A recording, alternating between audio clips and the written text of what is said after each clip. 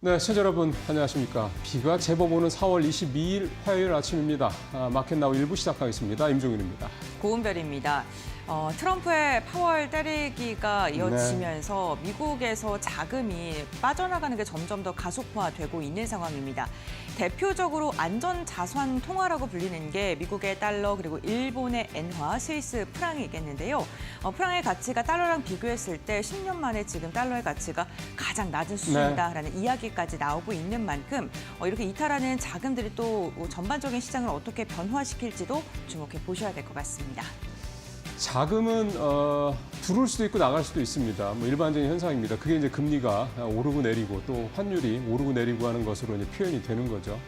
지금 미국의 상황은 가장 세상에서 안전하다고 믿는 하나의 이 자산이 정말 안전하다고 믿을 수 있을까라는 이 신뢰, 믿음에 뭔가 생채기가 나고 있다라는 점이 이제 중요하다고 봐야 될 것 같습니다. 트럼프 대통령의 파월 의장 흔들기, 결국 이제 사임을 만약에 할 경우에는 시장에 미치는 파장이 더 큰 거죠. JP 모건 회장을 비롯해서 미국의 월가에 있는 소위 말하는 좀 힘께나 쓴다는 사람들이 지금 한 목소리로 우려하는 게 바로 그 부분입니다. 그러니까 트럼프 대통령의 관세 정책 일부는 찬성하고 일부는 반대하지만 이게 잘못하면 미국의 소위 말하는 이제 글로벌 패권을 흔들 수 있는 단순히 군사적이라든가 정치적인 외교 안보적인 패권이 아니라 경제 패권을 흔들 수 있는 상당히 좀 소위 말하는 혁명적인 그런 어떤 접근이다라는 우려를 좀 하고 있다라는 거죠.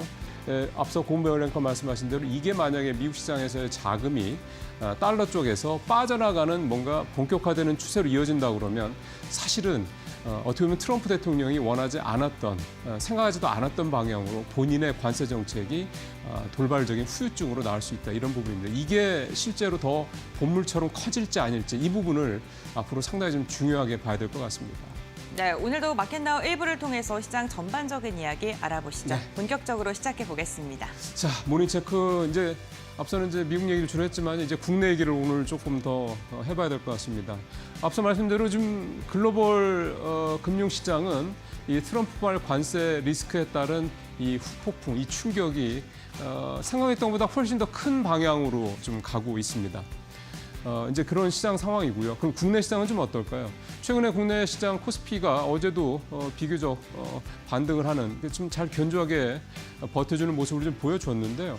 결국 이제 국내 시장이 이렇게 미국 시장보다 좀 디커플링의 모습을 보이는 여러 가지 이유 중에 하나가 저는 결국은 어제 이재명 후보가 금토협을 방문해서 리서치 센터장들과 같이 간담회에서 내놨던 내용들이 일부 좀 포함되는 게 아닌가라는 생각이 듭니다. 무슨 얘기냐면 우리나라 시장이 다른 나라 시장에 비해서 특히 선진 시장에 비해서 이게 좀 저평가되고 있는 낮게 평가받고 있는 것 중에 하나가 소위 말하는 코리아 데스크 얘기죠.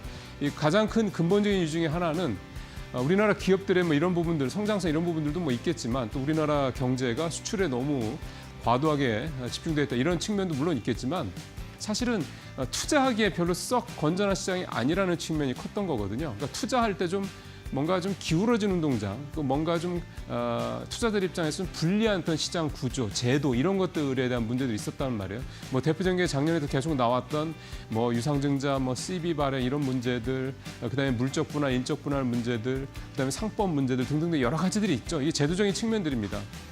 그게 투자자들보다, 그러니까 주주들보다는 기업이나 오너나 이런 사람들한테 더 유리한 구조로 오랫동안 이제 이렇게 고착이 돼 왔었다라는 거죠. 그런 부분들에 대한 변화의 작업이 작년부터 조금씩 시작이 됐던 거고 그거에 대해서 방점을 찍은 게 상법 개정안 문제인데 잘 아시는 것처럼 이제 부결이 됐죠 지난번에.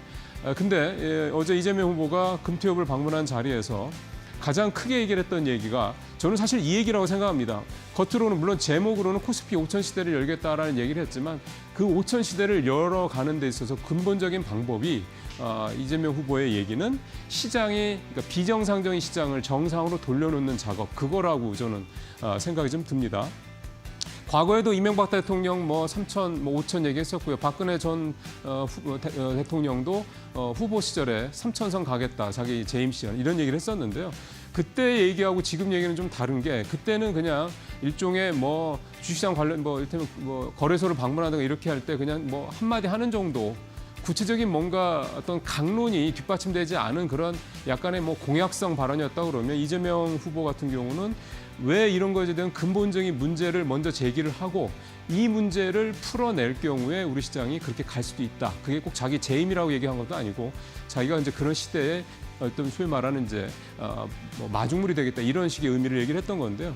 그래서 좀 대선이 승리하면 상법 개정을 재추진하겠다는 얘기를 했고 그 다음에 이런 부분들과 관련해서 지금 시장에 좀 문제가 있는 여러 가지 문제들, 예를 들어서 너무 이를테면 가치가 낮은, 이를테면 뭐 PBR 0.122배 이런 식의 기업들이 지금 너무 많다라는 거. 그래서 이런 기업들을 솎아내겠다라는 얘기도 좀 했었고요. 어쨌든 이런 어떤 제도적인 문제점 이런 것들을 좀 개선을 해서 우리나라 시장이 근본적으로 선진국 시장으로 좀 탈바꿈할 수 있는 그런 구조를 만들겠다라는 얘기를 했다라는 게 좀 의미가 있다고 생각이 듭니다. 어제 코스피 0.2% 강보합으로 마감이 되긴 했었습니다만 이런 부분들이 좀 작용을 했다고 봐야 될 것 같고요. 특히 어제 코스피가 수출이 상당히 부진한 거에도 불구하고 강보합으로 마감됐던 이유 중에 하나가 이런 이재명 후보가 대통령이 될 경우 이렇게 시장을 바꿔나가겠다는 부분에 대한 기대감들이 좀 작동을 하고 있는 게 아니냐 이런 해석을 좀 해볼 수가 있겠습니다. 두 번째 체크 상황 가보겠습니다. 예, 요즘 뭐 장이 뭐 이렇다 보니까 사실은 어제 뭐 조선주도 좀 좋지를 않았고요. 뭐 방산주도 이제 전체적인 게 아니라 일부 종목들만 가는 식으로 이렇게 좀 종목들 좀 주도주라고 할 만한 업종이 이제 더 찾아보기 힘든 그런 상황이 됐습니다. 이런 상황에서 보통 이제 경기 방어주들이 그나마 좀 안정적인 모습을 보이는데 최근에 들어서 KT, SK텔레콤, LG유플러스 같은 통신주들, 그 다음에 식음료들, 뭐 이마트라든가 뭐 이런 유통주라든가 이런 종목들이 비교적 좀 강한 모습들을 좀 보이고 있죠. 관세 리스크에서 그나마 좀 크게 영향을 좀 덜 미치는 종목들이니까요. 어제 LG유플러스 2% 가까이, SK텔레콤도 0.5% 올랐고요. KT도 어제 0.6% 이렇게 좀 오르는 그런 모습들을 보였습니다. 특히 통신 3사는 외국인들이 굉장히 좀 많이 사고 있습니다. 일단은 KT 같은 경우는 외국인들 한도가 다 찼습니다. 100% 다 찼기 때문에 KT는 외국인들이 사고 싶어도 못 사는 상황이고요. 외국인들이 팔지 않으면 새로운 외국인들이 들을 수가 없는 상황이 됐고 반면에 SK텔레콤은 지금 87%까지 찼고 LG유플러스도 가장 적긴 하지만 72%까지 외국인 한도가 좀 차 있는 그런 상황입니다. 그러니까 이렇게 따진다 그러면 SKT는 앞으로도 13%, LG유플러스는 예를 들어서 그 외국인 한도까지 28%를 외국인들이 더 살 수 있는 여지가 있다라고 볼 수가 있다라는 거죠. 이제 그런 면에서 봤을 때 외국인들이 최근 SK텔레콤과 LG유플러스를 계속해서 사고 있는 것. 특히 SK텔레콤 같은 경우는 이달 들어서만 5일 연속 매수하면서 630억 원 정도. 그러니까 지금 외국인들 계속 팔고 있는 걸 생각하면 이 630억 원이라는 순매수 금액도 그렇게 작아 보이지 않습니다. 그렇게 외국인들이 최근에 통신주에서 관심을 좀 많이 갖고 있는데요. 앞서 말씀드린 것처럼 기본적으로 통신주는 경기 방어주적인 성격이 일단 있고 그다음에 이 실적이 굉장히 좀 좋아질 것으로 예상을 좀 하고 있습니다. 1분기 실적. 그런 부분들 좀 기대가 되는 거고요. 또 하나가 이제 배당을 또 좀 많이 하죠.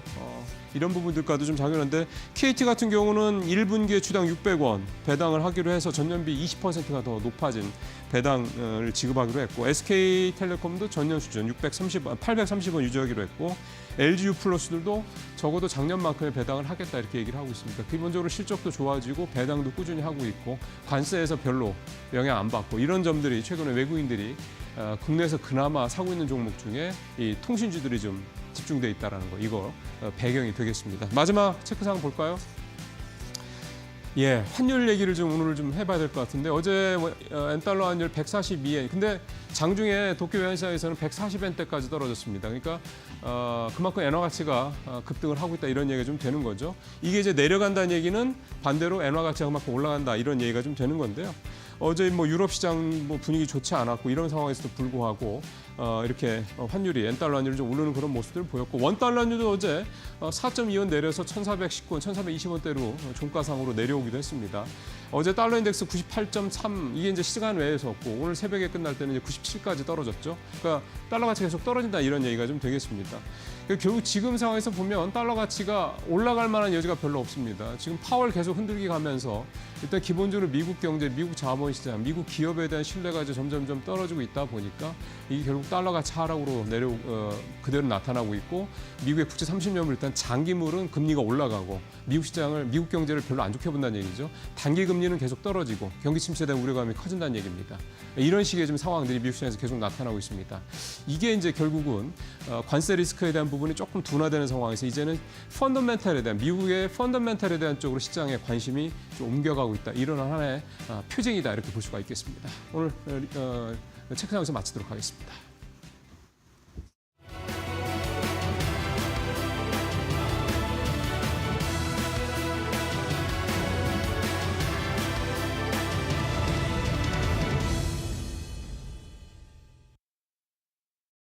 간밤 뉴욕 증시 3대 지수는 이 부활절 휴일을 맞이하고 돌아와서 3대 지수가 일제히 2%대 급락한 채 마무리를 지었습니다.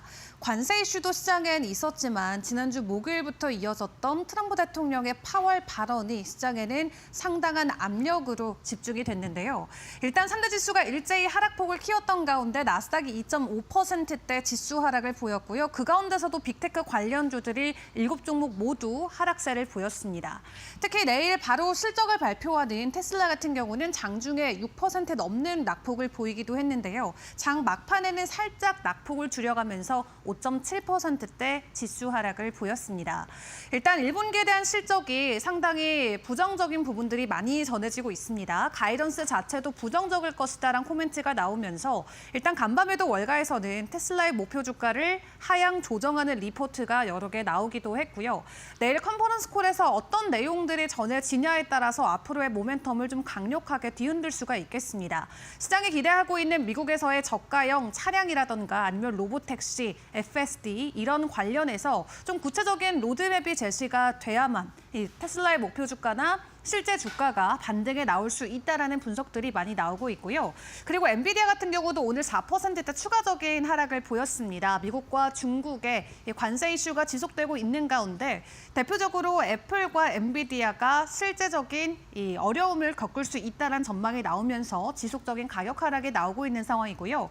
전반적으로 증시가 크게 흔들리자 간밤 금 가격은 추가적인 가격 급등을 또 보였습니다. 3%대 상승이 나오면서 3,400달러 선을 최초로 돌파를 해주기도 했고요.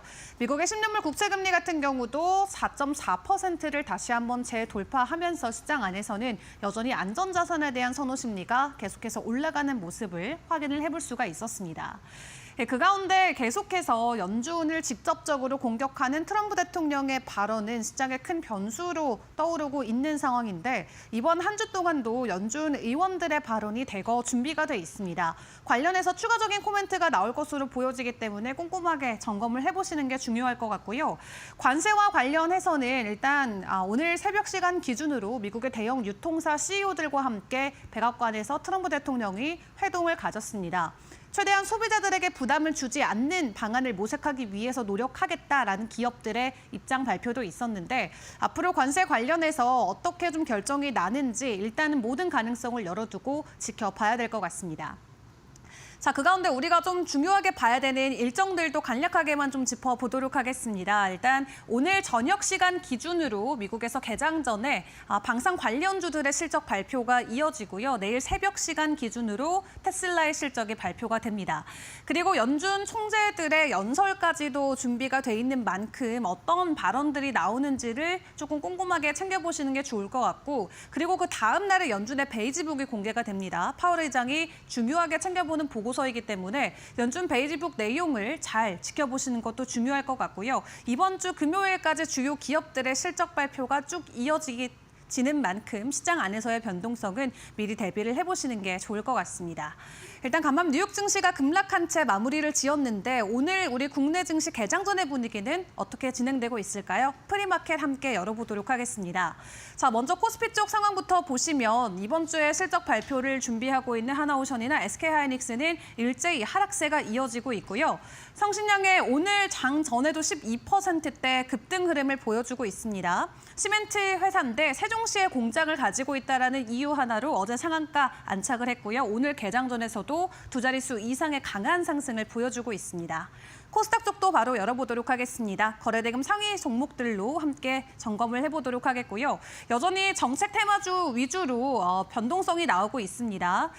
저출산 관련주라던가 아니면 퓨리오사 AR 관련해서 VC주들이 오늘도 장전의 움직임을 보여주고 있고요. 신라젠 어제 애프터마켓에서도 25%대 반등 보였었죠. FDA 임상 승인 났다는 소식과 함께 어제 장 후 그리고 오늘 장 전에도 26%대 급등세가 나오고 있습니다.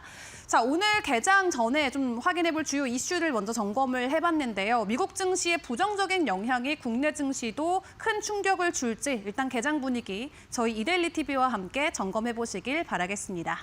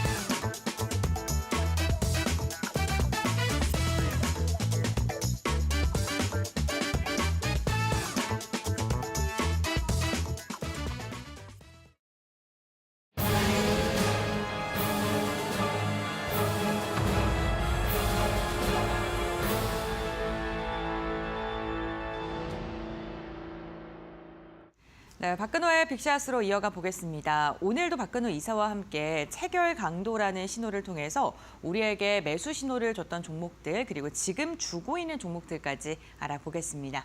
안녕하세요. 반갑습니다.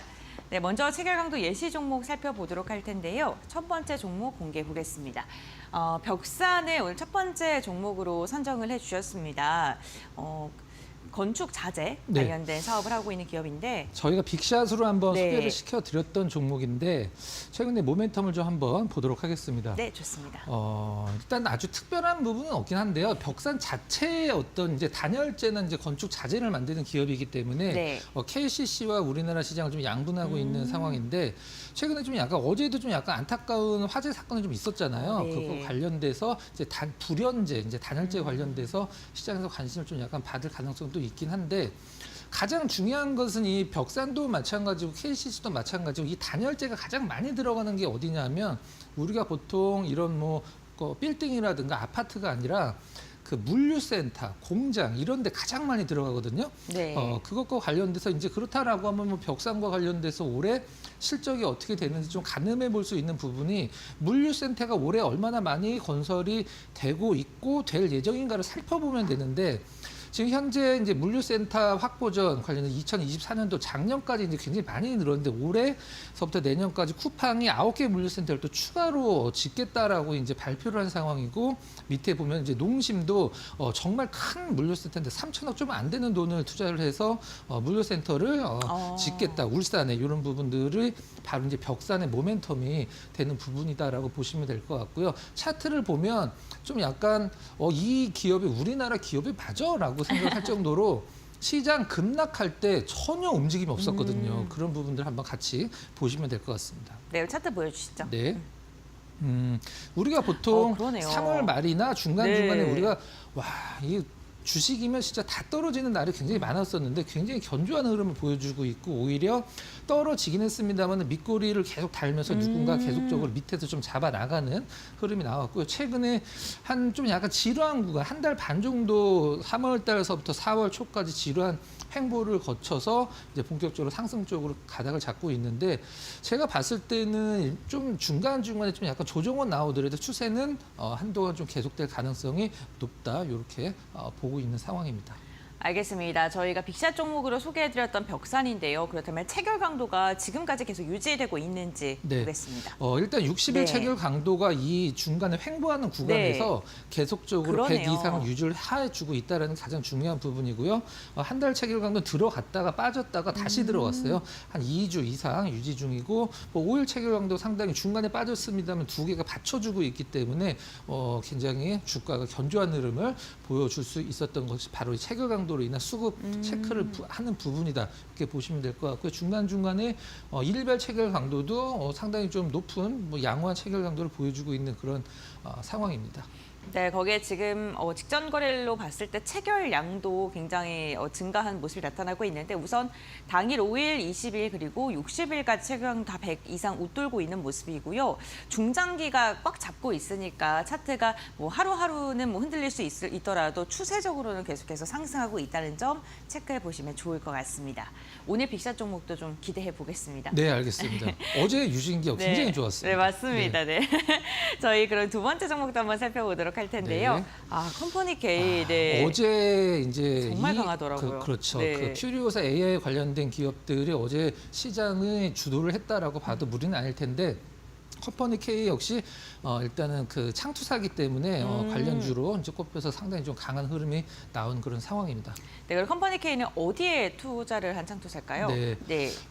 일단 이 컴퍼니 K 이 창투사 네. 홈페이지에 들어가면 다 이렇게 포트폴리오라고 돼 있거든요. 네. 이 포트폴리오 들어가면 현재 우리가 투자하고 있는 곳, 그다음에 엑시트한 곳이 다 따로 되어 있어요. 근데 컴퍼니 K 홈페이지 들어가면은 이제 업스테이지라고 제가 네. 이제 네모칸을 쳐놨는데 네. 저 업스테이지가 관련돼서 이제 퓨리오사랑 관련된 기업이기 때문에 이 컴퍼니 K가 일단은 시장에서 주목을 받고 있는 상황이다. 이렇게 보시면 될 것 같습니다. 그러면 업스테이지가 필요사 AI랑 어떤 관계를 맺고 있는 거예요?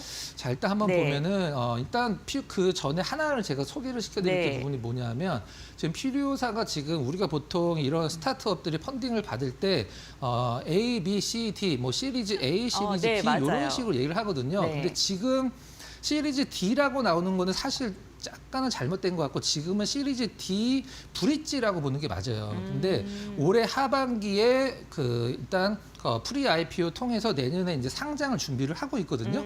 지금 주관사로 미래에셋이 정해졌고 그다음에 NH 투자가 이제 그다음에 이제 보조증권사로 정해졌는데 퓨리오사 같은 경우는 이 대형 증권사 두 곳을 이제 선정을 해서 일단은 프리 IPO 통해서 내년 상반기에 상장을 준비하고 있다. 그리고 최근에 어제 올라간 이유는 퓨리오사 AI가 200억 정도를 더 펀딩을 받겠다라고 해서 그렇다라고 하면은 그 기존에 지분을 갖고 있던 기업들이 퓨리오사 AI 지분을 더 살 수가 있잖아요. 네, 그렇죠. 그것과 관련돼서 이제 어제 좀 올라갔다라고 보시면 될 것 같고요. 이런 부분도 컴퍼니 K가 투자한 업스테이지가 퓨리오사 AI의 반도체 워복에 최적화된 AI 팩 솔루션을 개발 중이다. 이런 부분도 사실 컴퍼니 K 이제 이 업스테이지가 잘 되면 컴퍼니 K도 이제 높은 가격에 엑시트를 할 수 있는 거기 때문에 컴퍼니 K가 일단 시장에서 역시 주목받는 종목 중에 하나가 됐다 이렇게 보시면 될 것 같습니다. 그럼 뭐 퓨리오사 AI에 직접적으로 투자한 건 아닌 거죠? 컴퍼니 K도 네. 투자를 한 걸로 알고 있고요. 그래요? 네. 업스테이지가 가장 좀 근접한 부분이라 그리고 창투사들은 실질적으로 조금씩은 다 지금 네. 어제 상한가 종목군들은 네. 사실 지분이 이렇게 높진 않은데 네. 제가 봤을 때 가장 중요한 게 하반기가 중요한데 하반기에 프리 IPO나 이제 시리즈 D 관련돼서 어느 기업이 이제 가장 큰 걸로 제가 알고 있거든요. 투자금 유입 규모가 네. 그게 어느 기업이 갖고 가냐에 따라서 지금 시장에서 나오는 건 일단 증권회사들이 굉장히 좀 약간 유력하게 좀 네. 물망이 좀 오르고 있는 상황이고 역시 제가 이제 지금 상한가를 가고 있는 종목이기 때문에 투자자분들이 이런 생각하실 수가 있어요. 지금 이거 들어가서 소위 얘기하면 좀 물리면 어떡하지라고 생각을 할 수도 있잖아요. 근데 그런 것들은 성향이지만 저는 하반기에 정말 큰 이벤트가 퓨리오사 AI가 있기 때문에 좀 조정받았을 때 사실 지금은 정책주로 움직이는 거기 네, 때문에 맞아요. 좀 조정받았을 때 IPO 이제 상장을 염두에 두고 종목을 잘 고르시면 상당한 주가 수익도 기대할 수 있는 게 바로 요 재료라고 보시면 될 것 같아요. 알겠습니다. 필요사 AI라는 모멘텀을 안고 어제 정말 강한 흐름 나타났었는데 그럼 차트 한번 보도록 하겠습니다. 아 정말 어제 장대영봉 진짜 길게 그렸네요. 네, 필요사의 표자만 묻어도 다 상한가를 네. 들어갔는데 이제 상한가 들어가기 전에 상당히 좋은 자리에서 이제 신호가 나왔고 사실 어제 이 상한가를 굉장히 힘들게 들어간 기업이 있고요. 그다음에 네. 굉장히 쉽게 들어간 기업이 있는데 일단 컴퍼니 K도 뭐 나름대로 좀 후반부에 상한가를 들어간 것 같은데 좋은 자리에서 일단은 체결 강도가 상당히 좋은 때 좋은 신호를 줬다. 이렇게 좀 말씀을 드리고 싶습니다. 알겠습니다. 화살표가 있던 날 급등하기 바로 전날에 신호가 나온 걸로 보이는데요. 어떻게 신호를 줬을까요? 네, 18일이고요. 거래량이 네. 물론 그 전에도 관심을 좀 받긴 했었습니다만 네. 거래량이 좀 약간 급감했다가 거래량이 120만 주로 좀 늘어났고 그러네요. 근데 당일 체결 강도, 5일 체결 강도 두 개가 이제 들어가면서 이 5일 체결 강도가 중간에 들락날락 했으면 뭐 그러다 말겠지 싶지만 굉장히 오랜만에 들어갔거든요. 그러네요. 네. 그다음에 어제 상한가를 기록하는 흐름 상당히 좋은 느낌의 체결 강도가 주가로 연결이 됐다. 이렇게 좀 보시면 될 것 같습니다. 알겠습니다. 필요사 AI 투자에 대한 기대감 속에 컴퍼니 K 어제 가격 제한폭까지 올라갔는데 그 바로 전 거래일에 미리 신호가 나왔습니다. 일주일과 당일 체결 강도 100 웃돌았고요. 체결량 역시나 급격하게 증가한 모습이 확인됐었는데 그 다음 거래일에 바로 주가에 반영됐다는 점 체크를 해봤습니다. 자, 이렇게 두 번째 예시 종목이었고요. 세 번째 종목은 GSPNL입니다. GS 리테일에서 떨어져 나간 이제 분할된 기업이죠. 네. 그래서 이제 GS 리테일의 주가가 지금 계속 떨어지고 있는 이유가 이제 이 알짜 사업 중에 하나가 이제 떨어져 나갔고 호텔 관련된 기업이라고 보시면 됩니다. 알겠습니다. 그럼 다음 장 통해서 저희 이야기 나눠볼 텐데요.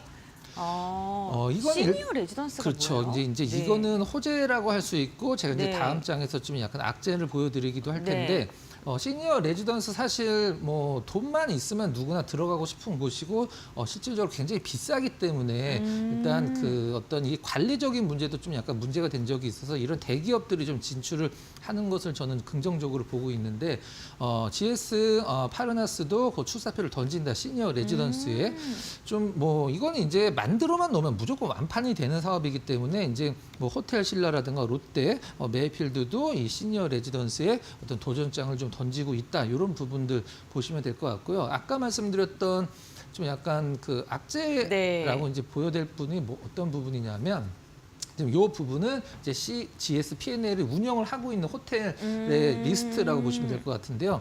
저기 삼성동에 가면 이제 인터컨티넨탈 두 개가 있죠. 그랜드가 있고 이제 그 코엑스가 있는데 이 코엑스가 지금 영업을 안 하고 있습니다.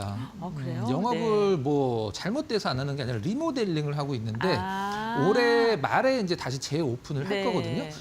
요게 이제 실질적으로 객실수를 보면 GS P&L을 운영하고 있는 호텔 중에 제일 크거든요. 그러네요. 근데 네. 그렇기 때문에 지금 영업이익도 줄어들고 배당과 관련돼서도 상당히 시장에서 안 좋은 시선을 보고 있는 건 사실인데 일단 올해 말에 재개장을 앞두고 있고 이거는 이제 갑자기 나온 악재가 아니라 이미 시장에서 노출이 된 지 오래됐기 때문에 일단 더 이상 GSPNL의 악재로 작용하기는 좀 약간 힘들지 않을까라고 해서 이 부분도 참고 삼아 꼭 보시라고 제가 한번 준비를 해봤습니다. 네, 그럼 악재가 반영됐다고 하면 어떻게 지금 움직임을 가져가고 있는지도 볼 텐데요. 네. 상장한 지 얼마 네. 안 됐기 때문에 일단은 이제 계속적으로 하락을 하다가 이제 바닥을 좀 잡았어요. 근데 최근에 주가 흐름 나쁘지 않거든요. 네. 물론 보통 평균적인 흐름이 이 정도 흐름을 보여주는 기업들은 많이 있긴 합니다만은 그래도 GSPNL이 꾸준한 하락세를 좀 마감을 하고 최근에 이제 장대 양봉과 함께 거래량도 좀 증가되고 있다는 점. 신호도 상당히 좋은 자리에서 이제 떨어지고 있다가 한 번 올랐는데 그날 이제 신호가 나왔기 때문에 상당히 매수하기에도 가장 좋은 타이밍을 체결 강도가 좀 제시를 해줬고요. 중간 쉬어가고 위에서 좀 밀릴 때도 계속적으로 홀딩 사인이 나왔기 때문에 나름대로 GSPNL도 조금 더 추적 관찰할 필요가 있는 기업이다. 이렇게 말씀드리도록 하겠습니다. 네, 알겠습니다. 그럼 GSPNL 저기 화살표 있는 반등을 시도하는 그 시작점에 어떻게 체결 강도가 나왔는지 살펴볼 텐데요. 네. 4월 10일이었습니다. 여기 네. 체결 강도 두 개가 들어가 있는데 네. 당일 체결 강도는 비어 있죠. 그렇기 때문에 실질적으로 처음 들어간 거는 이제 이 4월 7일이라고 네. 보는 게 맞을 텐데 거래량이 뭐 그렇게 활발한 기업은 아니긴 합니다만은 일단 체결 강도, 당일 체결 강도, 일주일 체결 두 개 완성이 되고 5일 체결 강도가 지금 계속 올라가고 있어요. 그다음에 한 달 체결 강도도 이제 100을 들어간 상황이고 그렇게 이런 종목군들은 노릴 때 사실 5% 올라갈 때 제가 봤을 때 어제 거래량도 상당히 좋았고 나름대로 5% 이상 올라갔기 때문에 오늘 조정 가능성이 좀 높거든요. 그리고 오늘 시장이 어떤 미국 시장 영향을 받는다라고 하면은 조금은 좀 장 초반은 좀 약간 관조적인 느낌으로 보실 필요가 있는데 좀 조정 받았을 때 보시면은 나쁘지 않은 결과가 있지 않을까라는 생각을 좀 하고 있습니다. 네, 알겠습니다. GSPNL 저희 세 번째 LC 종목으로 살펴봤습니다. 그럼 다음 종목 확인해 보도록 하겠습니다. 네. 다우 기술이고요. 네. 계속 똑같은 기업입니다. 뭐가 똑같냐면 실적이 네. 계속 플랫해요. 실적이 계속 플랫하고 나오고 정말 큰 기업인데 네. 일단 시장에서 좀 관심을 좀 못 받고 있는데 최근에 좀 약간 단기적인 어떤 좀 흐름이 예상을 해서 좀 준비를 했습니다. 알겠습니다. 그렇다면 다음 장 통해서 기업에 대해서 알아보도록 네. 할 텐데요. 정말 큰 기업입니다. 이제 네. 관련 이제 각시 가지고 있는 기업들의 리스트인데 키움증권도 지금 한 40몇 % 정도 네. 지분을 좀 갖고 있고 나름대로 굉장히 큰 어떤 뭐 관련된 자회사들이 굉장히 많은 기업인데 일단 뭐 인터넷이나 IT 솔루션 관련된 기업이긴 한데 좀 약간 재미가 없습니다. 진부하고. 그러니까 시장에서 다우 기술을 평가를 할 때 키움증권의 어떤 그 영업이익이 올라가고 내려가는 거 빼고서는 사실 다우 기술의 어떤 실적이 크게 움직일 이유가 없다라고 표현도 하긴 하거든요. 근데 최근에 좀 약간 수급적으로 좀 약간 그 뭐라고 그래야 될까요? 좋은 흐름이 나오고 있는 그런 상황인 것 같습니다. 그 키움증권이 그 애프터마켓이랑 프리마켓에서 먹통사례 됐었을 때, 네, 맞습니다. 그때 뭐 네. 다우 기술의 때문이다. 때문이다. 네, 그렇죠. 뭐 이러한 것도 있잖아요. 그런 거는 뭐 악재로 안 봐도 될까요? 그거는 시장에서는 이제 네. 우리가 보통 좋은 얘기는 아니잖아요. 근데 우리가 어떤 것을 봤을 때 근데 좋고 나쁘고는 저는 시장이 결정한다라고 생각을 하고 있거든요. 근데 시장이 결정한다라는 것은 주가의 흐름이 결정을 하는 거기 네. 때문에 크게 그 부분은 영향을 받지는 않는 것 같습니다. 알겠습니다. 그럼 다음 장 이어서 살펴보겠습니다. 네. 일단 신호가 상당히 그러네요. 네. 여기까지는 사실 뭐 시장에서 좀 어느 정도 인용을 할 수 있는 부분이고 그다음에 좋은 신호가 나왔던 부분이 바로 이 부분인데 배당락 때문에 이건 이제 떨어진 부분이라고 보시면 될 것 같고요. 좀 최근의 흐름 보면은 나름대로 제가 이제 아까도 말씀드렸습니다만 지금 우리나라 시장에서 이렇게 떨어지고 나서 이 정도 올라가는 건 평균적인 흐름인데 여기서 계속적으로 위쪽으로 잡아줄 수 있는 기업은 사실 그렇게 많지가 않거든요. 근데 다우기술 같은 경우는 어떤 실적이 어떤 들쭉날쭉한 부분이 없고 이제 플랫하게 나가는 기업이기 때문에 시장 영향으로 떨어지면 이 회복력은 굉장히 좋은 기업이에요. 차트 보시면 아시겠지만 그래서 윗방에 이제 정고점 부근 한 2만 한 뭐 3,000원, 4,000원까지는 제가 봤을 때는 그렇게 큰 무리가 없어 보이기 때문에 오늘 시장이 조정 준다라고 하면 오히려 좀 약간 편안하게 좀 관심을 두셔도 될 만한 종목이 아닌가라는 생각을 하고 있습니다. 네, 알겠습니다. 그럼 체결 강도 빠르게 확인해 볼 텐데요. 네. 체결 강도가 사실 그 상당히 빠른 시간 안에 들어갔다고 생각을 하고 있습니다. 그러네요. 아까도 말씀드렸듯이 이 자리에서 들어갔거든요. 들어가고 나서 계속적으로 유지가 됐는데 제가 이 빅샷 예시 종목에서 이제 보통 한 10개 중에 9개는 바로 이제 들어간 지 하루 이틀 된 종목군들 위주로 소개를 시켜드리고 맞아요. 있거든요. 그건 네. 뭐냐면 왜 그러냐면 이미 올라간 기업보다 바닥권에서 이제 올라가려고 하는 기업을 이제 그 소개를 시켜드리는 건데 다우기술 같은 경우는 저는 이 체결 강도가 완성된 지 한 일주일이 조금 더 됐는데 최근에 일주일 체결 강도도 한 달 체결 강도도 100을 들어갔고 저는 이게 이제 어떤 수급을 확인하는 구간이 이제 지났다라고 생각을 하고 있습니다. 무슨 말이냐면 차트 잠깐 보면서 말씀을 드리면 네. 이 자리에서 이제 좋은 신호가 나와서 여기서 일단 관심을 받아도 되긴 합니다만은 좀 이제 수급이 이제 수급이 완벽하게 이 다우기술 쪽으로 들어오기 시작을 했구나라는 것을 확인을 했다라고 생각을 하고 있거든요. 근데 그게 이제 주가가 뭐 많이 올랐으면 좀 약간 무리가 있긴 합니다만은 나름대로 준비 과정 우리가 보통 자동차 운전할 때 이제 예열 끝났다 약간 이런 느낌으로 저는 받았기 때문에 다우기술은 좀 빅샷 예시 종목으로 소개를 좀 시켜드리도록 하겠습니다. 네, 알겠습니다. 체결 강도 예시 종목으로 다우 기술까지 확인을 해봤고요. 이제 빅샷 종목 공개를 할 텐데 네. 살짝 공개가 됐습니다. 네. LF. 네. LF 같은 경우에는 의류 관련된 여러 가지 사업을 하고 있는 기업인데요. 어떠한 부분 보시고 계신지 한번 살펴볼게요. 의류 관련 기업이긴 한데 네. 모멘텀은 지금 다른 곳에서 나오고 있는 것 그래요? 같아요. 어떤가요? 그래서 일단은 뭐 브랜드들이 많기 때문에 네. 글로벌 시장을 공략 속도로 하는데 요거는 그냥 뭐 네. 스쳐서 보시면 될 것 네. 같고 이 부분이 좀 가장 큰 것 같아요. 이제 KCGI 사모펀드죠. 한양증권 인수가 불발이 됐어요. 네. 그 부분은 이제 LF가 기존 예전에 인수전에 참여했다가 살짝 탈락이 된 적이 있었는데 지금 LF가 이제 한양증권 인수 가능성이 제일 높았던 KCGI가 탈락이 됐기 때문에 LF가 이제 한양증권 관련돼서 인수 가능성이 높아지고 있어요. 저는 이 부분이 LF의 어떤 가장 큰 모멘텀이 되고 있고 될 가능성이 높다라고 좀 보고 있습니다. 알겠습니다. 그러면 저희 다음 장 통해서 위치도 한번 볼 텐데요. 네. 주가가 많이 떨어졌네요.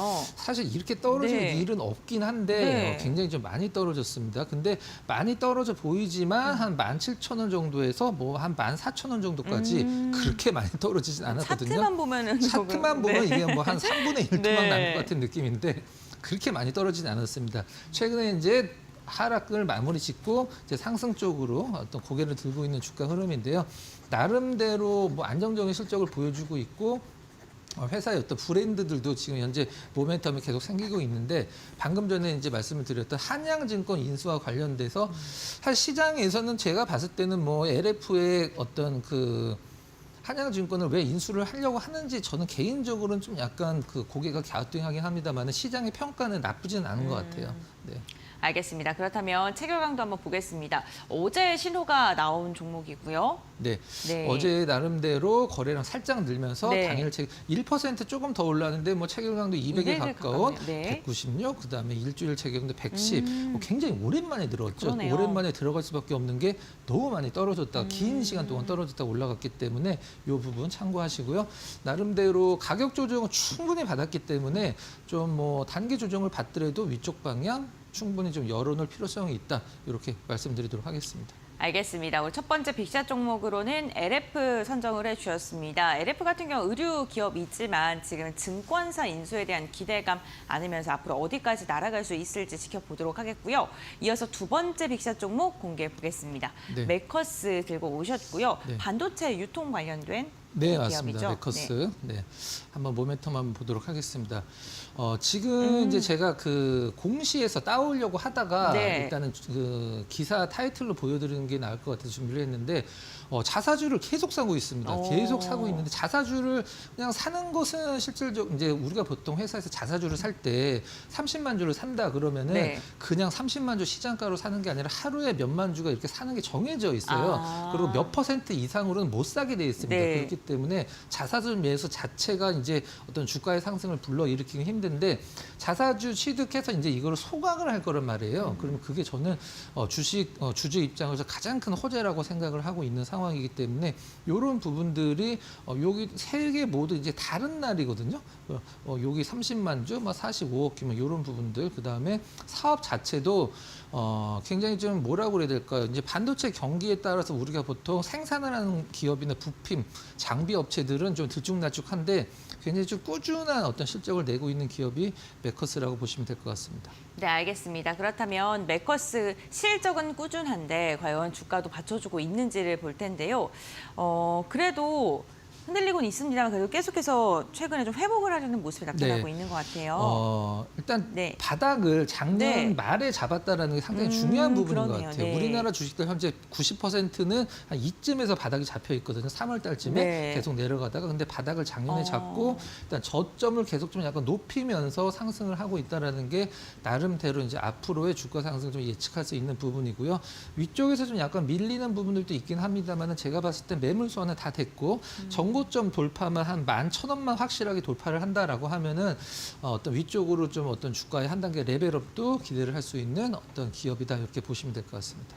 알겠습니다. 우선 차트의 회복력도 좋은 것으로 보여지는데 체결 강도가 지금 3일 연속으로 나오고 있네요. 네. 역시 거래가 뭐 그렇게 활발한 기업은 아니긴 네. 합니다만 3일 연속 한 달 체결 네. 강도, 5일 체결 강도, 당일 체결 강도 모두 양호한 수급을 보여주고 있기 때문에 상당히 좀 수급적으로 탄탄한 부분들을 보여주고 있는 게 매커스의 좀 가장 큰 수급적으로의 특징이다. 이렇게 보시면 될 것 같습니다. 네, 외국인이 우리 시장에서 계속 이탈을 하고 있는데 매커스에 대해서는 지금 좀 꾸준하게 좀 담고 있는 모습도 특징적이고요. 체결 양도 전거래해 보게 된다면 급격하게 늘어났다는 점도 체크해 보시면 좋을 것 같습니다. 네, 오늘 박근호 이사와 함께 체결 강도라는 신호를 통해서 우리에게 매수 신호를 주고 있는 종목들 알아봤습니다. 빅샷 두 종목 앞으로의 추이 저희와 함께 따라가 주시기 바라겠고요. 이사님과의 말씀은 오늘 여기까지 듣도록 하겠습니다. 고맙습니다.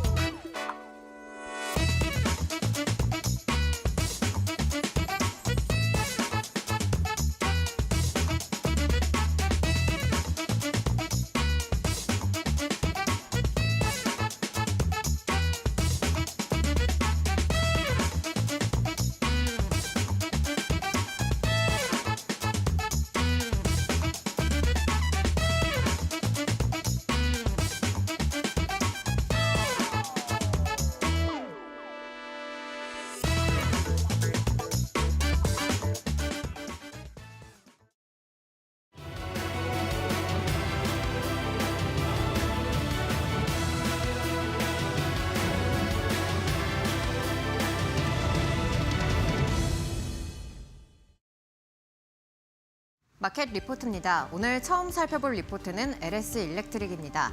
북미 중심의 전력 상비 수요로 2분기부터는 본격적인 성장이 기대된다는 의견입니다. 먼저 1분기 매출은 1조 321억 원으로 전년 대비 0.6% 감소했을 것으로 전망되고 있고요. 영업이익도 전년 대비 6.9%로 감소했을 것으로 추정이 되고 있습니다. 전력기기의 국내 매출이 2월되면서 매출이 감소했을 것으로 내다보고 있고요. 컨센에는 부합했을 것으로 전망이 되고 있습니다. 다만 2분기부터는 유의미한 성장이 가능하다는 의견인데요.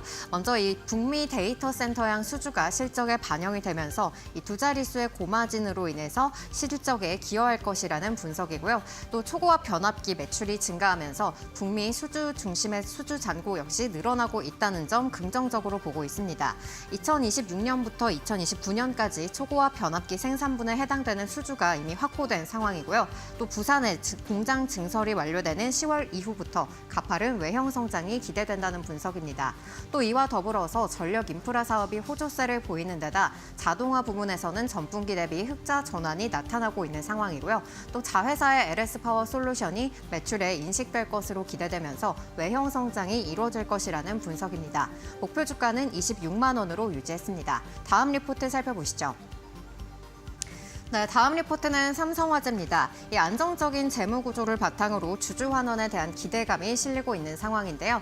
현재 이 지급 여력 비율 같은 경우에는 250%를 상회하면서 지급 여력 업종 내에서 차별적으로 강한 모습을 나타내고 있습니다. 이 높은 프리미엄이 정당화될 수 있다는 의견이고요. 또 이에 따라서 주주 환원 확대 역시도 지속될 것이라는 분석입니다. 올해 1월 발표한 이 기업 가치 재고 계획에 따르면 2028년까지 배당 성향을 50%로 확대할 계획이고요. 또 매년 보통주 136만 주와 우선주 9만 주를 소각할 계획을 갖추고 있습니다. 또 올해 소각분을 포함했을 때 예상 총 주주환원 수익률은 8.7%에 달할 것으로 전망되고 있습니다. 올해 장기 보험 손익 같은 경우는 전년 대비 5.5% 늘어날 것으로 추정되고 있는데요. 반면에 자동차 보험 부문에서는 적자 전환이 예상되고 있습니다. 이를 봤을 때 전체 보험의 손익은 경우에는 전년과 유사한 수준이 전망이 되고 있는데요. 앞으로의 이익 관리 측면에서 보험 계약 마진 배수 하락폭을 최소화해야 된다는 과제가 남아있는 상황이고요. 또 자동차 보험 손해율 같은 경우에는 이 자동차 보험료의 인하가 누적 효과가 반영이 되면서 상승하는 추세를 보이고 있습니다. 이에 따라서 자동차 보험 손해율 관리가 수익성 관리의 관건으로 꼽히고 있는 상황입니다. 목표 주가 48만 원으로 신규 제시했고요. 업종 내 탑픽으로 제시했습니다. 다음 리포트 살펴보겠습니다. 네, 다음 리포트 한화엔진입니다. 먼저 1분기 실적 살펴보시면 매출은 3,100억 원대, 그리고 영업이익은 223억 원대로 컨센서스를 소폭 상회할 것으로 내다보고 있습니다. 메탄올 이중 연료 엔진 한 대를 포함해서 고마진 프로젝트 물량 비중 확대로 인해서 평균 판매 단가 상승 효과가 나타날 것이라는 분석이고요. 여기에 더해서 환율 효과도 더해질 것이라는 분석입니다. 또 애프터마켓의 사업 매출이 전년 대비 14% 늘어나면서 실적에 기여했을 것으로 내다보고 있고요. 또 올해는 역대 최고 수준의 수주 규모를 달성할 것으로 전망이 되고 있습니다. 1분기 신규 수주액 같은 경우 1조 587억 원으로 이미 작년 연간 수주 규모의 64%를 달성한 상황입니다. 이어서 투자 포인트들 더 짚어보시면 하반기 북미 LNG 선박 발주가 본격화되면서 높은 수주 잔고를 유지할 것이라는 전망이고요. 단기적으로 봤을 때는 중국의 엔진 쇼티지 현상 수혜를 받아갈 것이라는 의견과 또 중기적으로는 친환경 교체 수요 확대에 따라서 매출이 증가할 수 있다는 분석입니다. 장기적으로 봤을 때는 노후선대 교체 사이클로 인해서 장기적 성장까지도 기대된다는 의견 함께 제시했고요. 목표 주가 32,000원으로 유지했습니다. 다음 리포트 살펴보겠습니다. 네, 간밤 달러 인덱스가 또 98선으로 내려앉으면서 달러와의 약세 현상이 이어지고 있는데요. 달러 같은 경우 4월 2일 미국의 상호관세 발표 후에 5.3% 급락했습니다. 올 들어서는 10% 가까운 하락세를 나타내고 있는데요. 이 미국 정책의 신뢰도 하락으로 인해서 셀 USA 현상이 일어나고 있는 겁니다. 이 고율의 관세와 더불어서 최근에는 트럼프 대통령이 또 연준 파월 의장을 공격하고 있다는 점, 또 G20 재무장관 회의와 또 일본과 한국과의 이 개별 상호관세 협상에서 통화 가치 절상을 요구할 수 있다는 점, 이 달러의 약세 심리를 자극하고 있습니다. 반면에 이 대체 안전자산인 금과 또 비트코인으로는 매수세가 집중되는 모습 나타내고 있고요. 또 엔화의 투기적 순매수 포지션은 역사상 최고치를 기록하고 있습니다. 이 달러와의 급락은 엔화의 초강세 현상으로 이어지고 있는데요. 일부 자금 같은 경우에는 또 엔캐리 트레이드 자금 청산으로 추정이 된다는 의견도 함께 제시를 했습니다. 이에 따라서 금융시장의 변동성에도 앞으로 유의를 해봐야겠습니다. 여기까지 마켓 리포트였습니다.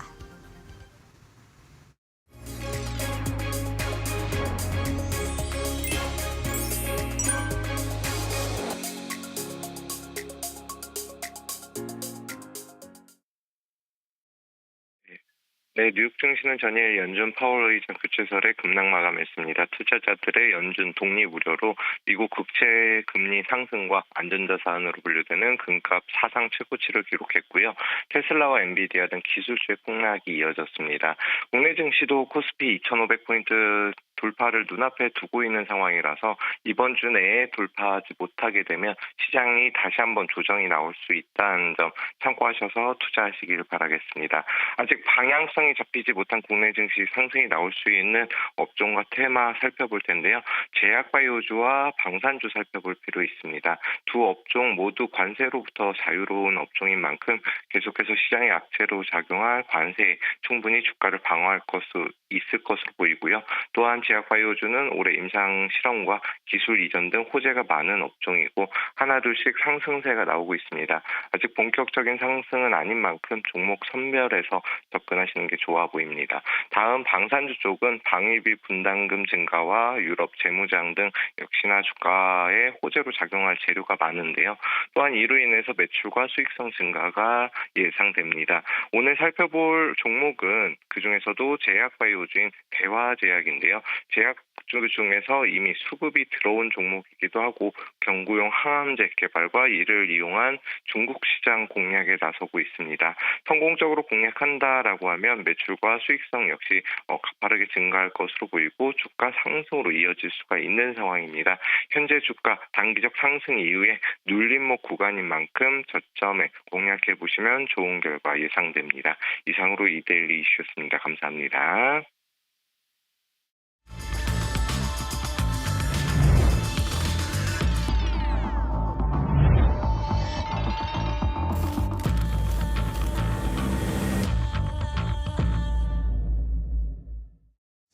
예, 4월 22일 화요일 8시 50분째 됐습니다. 마켓 스탠바이 이어지겠습니다. 오늘 오현진 팀장, 신일사위원 권배랭크와 함께합니다. 어서 오십시오. 예, 뉴욕 시장 분위기는 이제 관세 쪽보다는 펀더멘탈 쪽으로 무게중심이 좀 옮겨가는 분위기입니다. 이게 사실은 관세 리스크는 어떻게 보면은 뭐 일시적일 수도 있다. 원래 처음에 파월이 얘기를 했던 것처럼 일시적일 수 있는 건데 지금 분위기는 일시적인 게 아니라 왠지 펀더멘탈적으로 더 이제 전이가 되면서 좀 더 장기화되고 이게 뭐 트럼프 뭐 내년 중간 선거나 아니면 트럼프 집권 내내 가는 게 아니냐 이런 우려가 커지고 있는 게 시장의 투자 심리를 얼어붙게 하게 하는 가장 큰 이유가 아닌가 싶네요. 자, 일단 두 분은 또 오늘 탑3를 어떻게 잡으셨는지 말씀 들어보겠습니다. 오 팀장님. 네, 첫 번째는 이제 정부의 추경인데, 정부가 이제 기존에 발표했던 규모보다 2조 정도 증대한 이제 12조 원 정도의 추경을 발표를 했습니다. 물론 국회 통과까지는 지켜봐야겠지만 추경 규모가 늘면 늘었지 이제 줄진 않을 것으로 보여지고 있거든요. 그래서 추경에 따른 영향을 한번 눈여겨보실 수 있지 않을까 싶고요. 이번 추경이 이제 쓰이는 곳을 한번 보면 재해복구 지원에 좀 많이 쓰이고, 그다음에 AI 경쟁력 강화 그리고 반도체 산업에 대한 지원도 확대될 것으로 보입니다. 그래서 이런 부분을 전반적으로 감안한다면 추경이 반도체주의 플러스 알파 모멘텀이 될 가능성도 있다라고 보여집니다. 특히 레거시 반도체의 가격 반등 이후에 반도체 업황 개선에 대한 기대감도 아직 살아있는 그런 구간이기 때문에 반도체주의 저가 매수는 꾸준히 들어올 수 있다는 점 말씀드리고 싶고요. 두 번째는 수급입니다. 그래서 해외 증시 대비해서 국내 증시의 상대적 저평가가 장기화되면서 연기금의 저가 매수가 연속성 있게 들어오고 있습니다. 외국인 매도에도 불구하고 꾸준한 연기금 순매수로 하방 지지력이 좀 강화가 되고 있고요. 올해 최소 몇 조 원의 추가 매수 여력이 확인되고 있기 때문에 향후 연기금의 시장 지지력에 대한 신뢰도는 높다라고 보여집니다. 삼성전자는 작년 말 주가 폭락 시기부터 최근까지 연기금의 순매수가 유지가 되고 있고요. 삼성전자의 2차 자사주 매입이 진행 중입니다. 그래서 삼성전자의 자사주 매입, 연기금의 삼성전자 매수, 이런 부분들이 5만 원 중반대의 지지력을 강화시키고 있다라고 보시면 되겠죠. 앞서 말씀드렸듯이 이제 반도체 업황 개선 기대감까지 맞물린다면 삼성전자의 반등은 어쨌든 기대할 수 있다라고 생각하고요. 삼성바이오로직스라든지 HMM 같은 종목도 연기금의 순매수가 강화되는 종목이기 때문에 관심 있게 보시면 좋을 것 같습니다. 끝으로 이벤트인데 이번 주말 정도부터 이제 미국의 암학회죠. AICL이 개최가 됩니다. 세계 3대 암학회 중에 하나로서 제약바이오주의 주요 이벤트라고 보시면 될 것 같고, 국내 제약바이오 기업 30개가 참여하면서 이제 K바이오의 존재감이 확대될 것 같습니다. 특히 최근에 이제 대규모 기술 이전으로 시장에 주목을 받았었던 ABL 바이오가 신약 비임상 데이터를 발표하고요. 대웅제약이 항암물질에 대한 연구 결과를 발표할 거기 때문에 주목해 보실 수 있겠고, 또 제약바이오주의 주가 양극화가 요즘 좀 심하게 나타났는데 한미약품이나 셀트리온 같이 좀 많이 빠졌었던 제약바이오주가 AACR을 계기로 반등 시도가 나올 수 있기 때문에 이런 부분들도 체크해 보시면 좋을 것 같습니다. 네, 알겠습니다. 오 팀장님께서는 이 삼성전자를 중심으로 해서 꾸준하게 들어오고 있는 연기금의 매수세, 이와 함께 추경 편성으로 반도체 기업들의 반등 말씀해 주셨고 바이오 기업들도 언급해 주셨습니다. 그렇다면 신 의원님께서는 오늘장 세 가지 어떤 거 보고 있을까요? 네, 국회의사당 세정 이전 관련주들이 강세를 보이고 있다는 소식입니다. 국회를 세종으로 이전한다는 소식은 지금 여야 대선 후보를 막론하고 계속 다 나오고 있습니다. 세종대왕님이 좋아하실 것 같은데요. 여야가 대통령 세종집무실을 건립한다. 그리고 그 이름이 세종의사당이다. 이런 계획을 지금 계속 내세우면서, 물론 이 세종의사당을 건립한다는 거랑 직접적인 연관이 있을런지는 모르겠으나 지금 현재 지역이 혹은 본사가 세종시 혹은 충청권을 그 기반으로 한 이런 기업들이 지금 그 득세를 보이고 있습니다. 물론 이런 것들이 근거가 얼마나 있고 연결성이 얼마나 이어질지는 이 본인의 판단에 의해서 해야겠죠. 지금 계룡건설과 성진양회 이 두 종목이 상한가에 진입을 하면서 지금 오늘도 아마 시장이 굉장히 어려운 가운데 이런 종목들이 득세를 하지 않을까 생각이 되고요. 두 번째는 온코닉 테라퓨틱스가 마일스톤 수령을 앞두고 있다는 소식입니다. 자, 이 알테오젠 리가켄바이오 ABL 회표론에서 보시다시피 여러 개 파이프라인을 꽂아 놓으면 어떤 다국적 기업은 임상이 빠르게 진행되고 어떤 기업은 다국적 임상이 좀 느리게 진행되고, 그래도 여러 개를 꽂아놨기 때문에 중간중간 이제 배당금 같은 마일스톤을 받게 되기 때문에 많은 계약을 맺으면 맺을수록 그 안전성이 뛰어나집니다. 안정성이. 그래서 온코닉 테라퓨틱스도 이달 중에 150만 달러의 마일스톤, 이걸 지금 신청을 버튼을 눌렀습니다. 중국의 리브존 제약의 위식도 역류질환 치료제 자큐보 생산을 위한 양산 기술을 이전했는데 이것에 대한 마일스톤 150만 달러를 지난달에 청구를 했고 빠르면 이달 중으로 수령 예정이라는 소식입니다. 이 마찬가지로 이런 마일스톤을 계속 받아야 또 다른 임상을 준비하거나 또 다른 이 기술 이전을 할 수 있는 어떤 그 체력을 올리게 될 수 있겠죠. 그래서 이런 바이오 기업에는 이런 모델 지금 케이스가 굉장히 중요하다는 것이고요. 세 번째는 일라이릴리발 비만 치료제주 초강세입니다.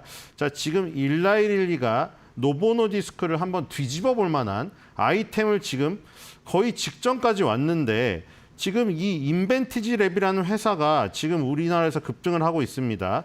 인벤티지랩이 지금 두 가지 트랙이 있는데 유한양행하고 세마글루타이드 성분 치료제를 공동 개발하고 있는데 이게 바로 월 1회 투여라는 자 지금 싹센다는 1회였고요. 지금 위고비는 주 1회 주사를 맞아야 됩니다. 이거는 월 1회 더 늘어났죠. 장기지속형 비만 치료제 IVL 3021 이걸 같이 개발하고 있고요. 그다음에 또 두 번째 트랙은 베링거 인겔하임의 신약 후보물질 기반 장기지속형 주사제 후보제형 개발 이게 있습니다. 그래서 인벤티지랩은 이 양쪽으로 지금 일라일리가 물론 경구제형으로 나가고 있지만 이 경구제형이 이 뭐 넓게 퍼뜨리면 이 지금 장기지속형 월 1회 이 주사제형 이런 것들이 지금 이제 발전할 수 있는 부분이기 때문에 경구제형이든 장기지속형이든 어쨌든 간에 지금에 있는 주사제 혹은 지금에 있는 제형보다 훨씬 환자의 편의성을 도모하는 이런 이 치료제다 보니까 각광을 받고 있습니다. 그래서 인벤티지랩의 강세가 오늘도 이어질지 한번 지켜봐야 될 것 같습니다. 예, 확실히 이제 글쎄요, 이제 글로벌 바이오 쪽의 방향은 사용자 편의성 쪽에 포커싱이 좀 맞춰져 있고 그거에 대해서 뭔가 좀 더 좋은 어떤 성과가 나는 기업들을 주가가 FDA 뭐 신약 승인 떨어지기 전에도 벌써부터 좀 움직이는 그런 모습들이 좀 나타나고 있는 게 좀 특징적인 모습이네요. 그런 걸 또 우리 플랫폼 기반의 바이오사들이 좀 잘 하고 있는 거고요. 자, 이제 8시 57분 됐네요. 동시효과 상황을 살펴보도록 시간입니다. 고은별 앵커. 4월 22일 화요일장 국내 증시 이제 출발을 2분가량 앞두고 있는 상황입니다. 오늘 양시장은 일제히 하락으로 출발을 준비 중에 있는데요.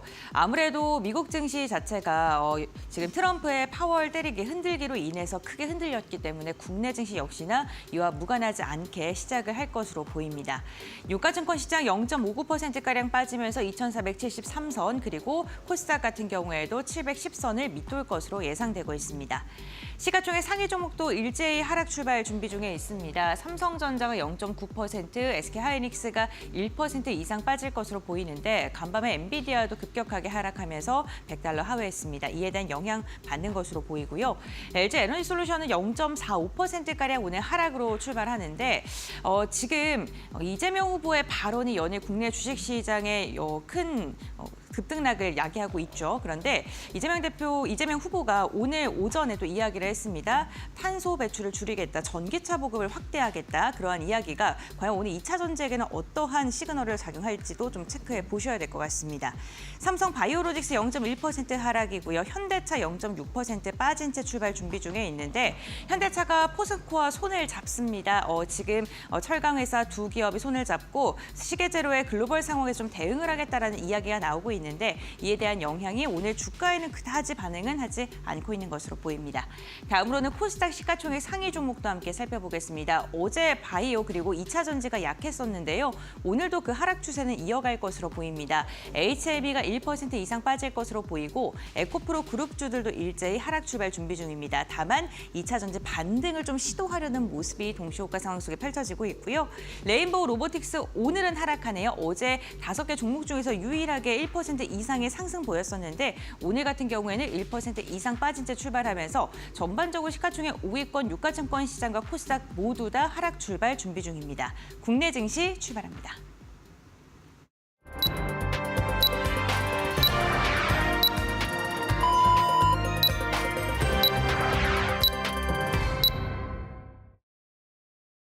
네, 4월 22일 화요일 국장 시작이 됐습니다.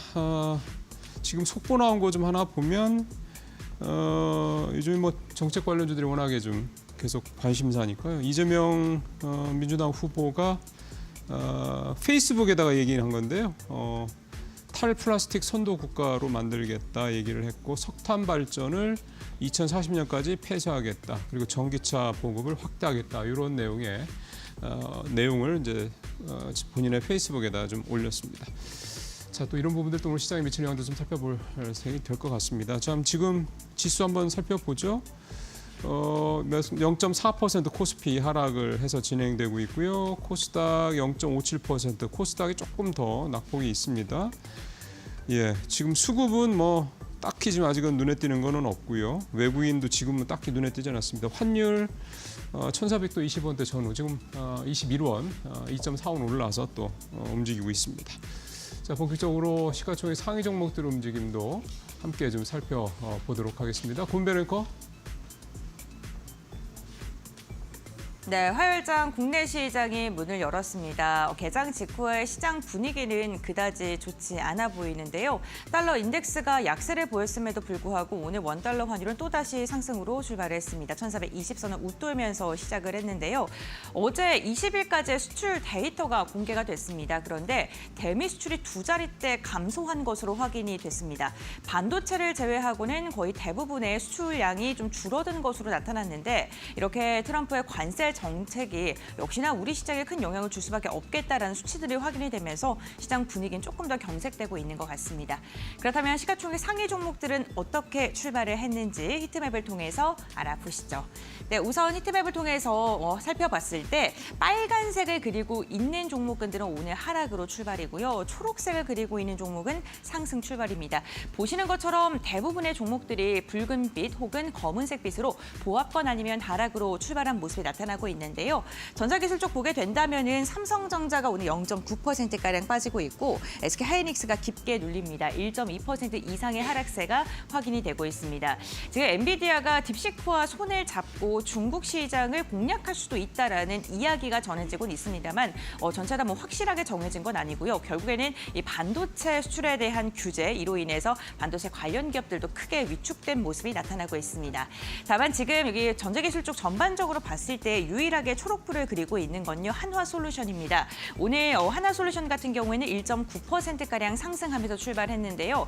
재생에너지 관련돼서 그리고 오늘 전반적인 분위기는 살펴보셔야 될 것 같습니다.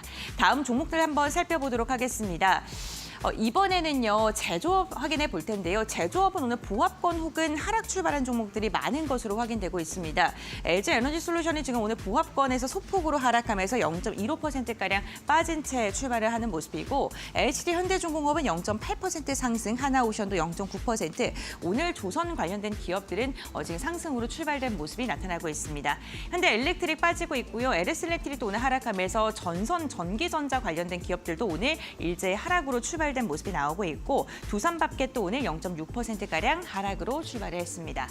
네, 다음 종목 함께 살펴보겠습니다. 2차 전지는 조금 부진한 모습도 나타나고 있는데 금융주 한번 살펴볼까요? 금융주도 전반적으로 분위기는 좋지 않습니다. 최근 시장이 흔들렸을 때도 금융주 좀 버텨주려는 모습이 나타났었는데 오늘 같은 경우에는 일제히 하락 출발이 지금 집계가 되고 있고요. KB금융, 신한금융도 하락이고 하나금융도 오늘 1% 넘게 빠지고 있고요. 보험주들의 분위기도 그다지 좋지는 않은 모습입니다.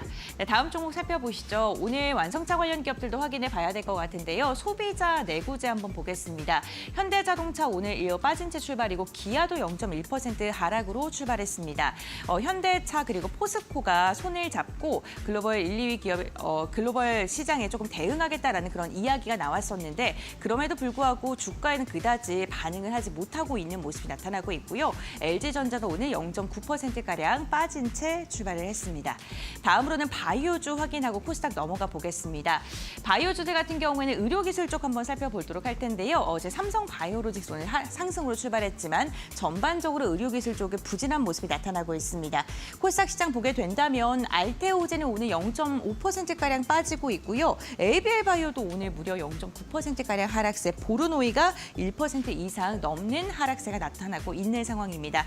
전반적으로 바이오 종목들 분위기가 좋지 않은 가운데 이러한 시장 속에서도 의료 미용 관련된 기업들은 괜찮은 모습인데요. 휴젤이 2% 넘게 상승하고 있고요. 클래시스와 파마 리서치도 오늘 상승하면서 미용 관련된 기업들이 힘내주는 모습이 나타나고 있습니다. 네, 이렇게 지금 제약바이오주 살펴봤고요. 다음으로 2차 전지가 포함되어 있는 제조업 확인해 보도록 하겠습니다. 에코프로 그룹주들 오늘 하락으로 출발입니다. 에코프로 BM이 0.4% 빠진 채 출발했는데요. 다만 레인보우 로보틱스 동시호가 상황 속에서는 1% 이상의 하락세가 예상됐었는데 정기전 시작되니까 0.3% 상승으로 출발을 했고요. 테크인 같은 경우에는 1% 이상 빠지고 있고 TCK도 오늘 하락, 재룡전기라던가 성우하이텍, 원익QNC도 일제히 하락하면서 오늘 지금 반도체 관련 기업들 어제와는 분위기가 조금 다른 모습이 나타나고 있습니다. 다음 종목 확인해 보겠습니다. 네, 이번에는 네이처셀 15% 급등하고 있는 모습입니다. 실리콘투도 0.4%가량 오름세가 집계가 되고 있습니다. 네, 이렇게 개장 직후 상황 확인해 봤고요. 조금 더 자세한 이야기 전문가들과 알아보시죠. 자, 지금 시장 상황을 잠깐 한번 살펴보죠. 0.38% 비슷합니다. 코스닥은 오히려 낙폭을 확 줄여서 0.1%까지 지금 낙폭을 줄인 상황이고 수급을 지금 이제 좀 수급이 좀 볼만하네요. 외국인이 오늘 코스피 코스닥 선물까지 모두 다 사고 있습니다. 현재 368억 사고 있고 기관도 오늘 358억 현재 사고 있고요. 코스피 기준입니다. 외국인이 코스닥도 278억이나 사고 있어서 오늘 외국인이 코스닥을 매수하는 규모가 코스피랑 뭐 아주 큰 차이가 없습니다. 연기금도 오늘은 196억 이렇게 사고 있고요. 예, 오늘은 좀 외국인과 기관이 동반해서 좀 주식을 좀 사고 있는 그런 모습이 좀 나타나고 있습니다. 자, 이제 오늘 출발 상황 관련돼서 두 분 또 해석을 들어볼 시간입니다. 먼저 오 팀장님, 오늘 시장 출발 상황 좀 어떻게 포인트를 좀 잡고 계십니까? 네, 미국의 통화정책 독립성 리스크가 부각되면서 미국 증시가 하락을 했고 그에 따른 국내 증시도 영향을 받는 모습인데 아무래도 이제 트럼프의 어떻게 보면은 이제 자기 맘대로의 정책이라고 봐야겠죠. 그래서 이런 부분들은 미국의 신뢰도 저하로 인해서 달러 가치 하락으로 연결되는 부분이 있습니다. 근데 이게 또 어떻게 보면 최근에 약세를 보이던 원화 가치를 조금 지켜줄 수 있는 그런 요인으로 작용할 수도 있다라고 보기 때문에 환율에 따른 영향은 좀 더 지켜봐야 될 것 같고 물론 이제 미중 간의 관세 분쟁은 아직 불확실성 요인으로 남아 있기 때문에 협상에 대한 움직임들은 꾸준히 체크해 보실 필요가 있을 것 같아요. 다만 장 초반이기는 하지만 지금 양시장 하락폭이 그렇게 크지는 않습니다. 일단 나스닥 선물도 좀 반등권에서 움직이고 있기 때문에 오늘 지수의 하단은 좀 방어가 될 가능성이 높다라고 보고요. 앞서 이슈에서 말씀해드린 대로 추경이라든지 연기금 관련된 이슈들이 있기 때문에 미 증시 대비 국내 증시의 상대적인 강세는 이어질 가능성이 높다라고 봅니다. 이런 부분들의 외국인 투자자도 매력을 느끼고 국내 증시로 들어올 가능성도 있다라고 보니까 수급 여부도 체크해 보시면 좋을 것 같습니다.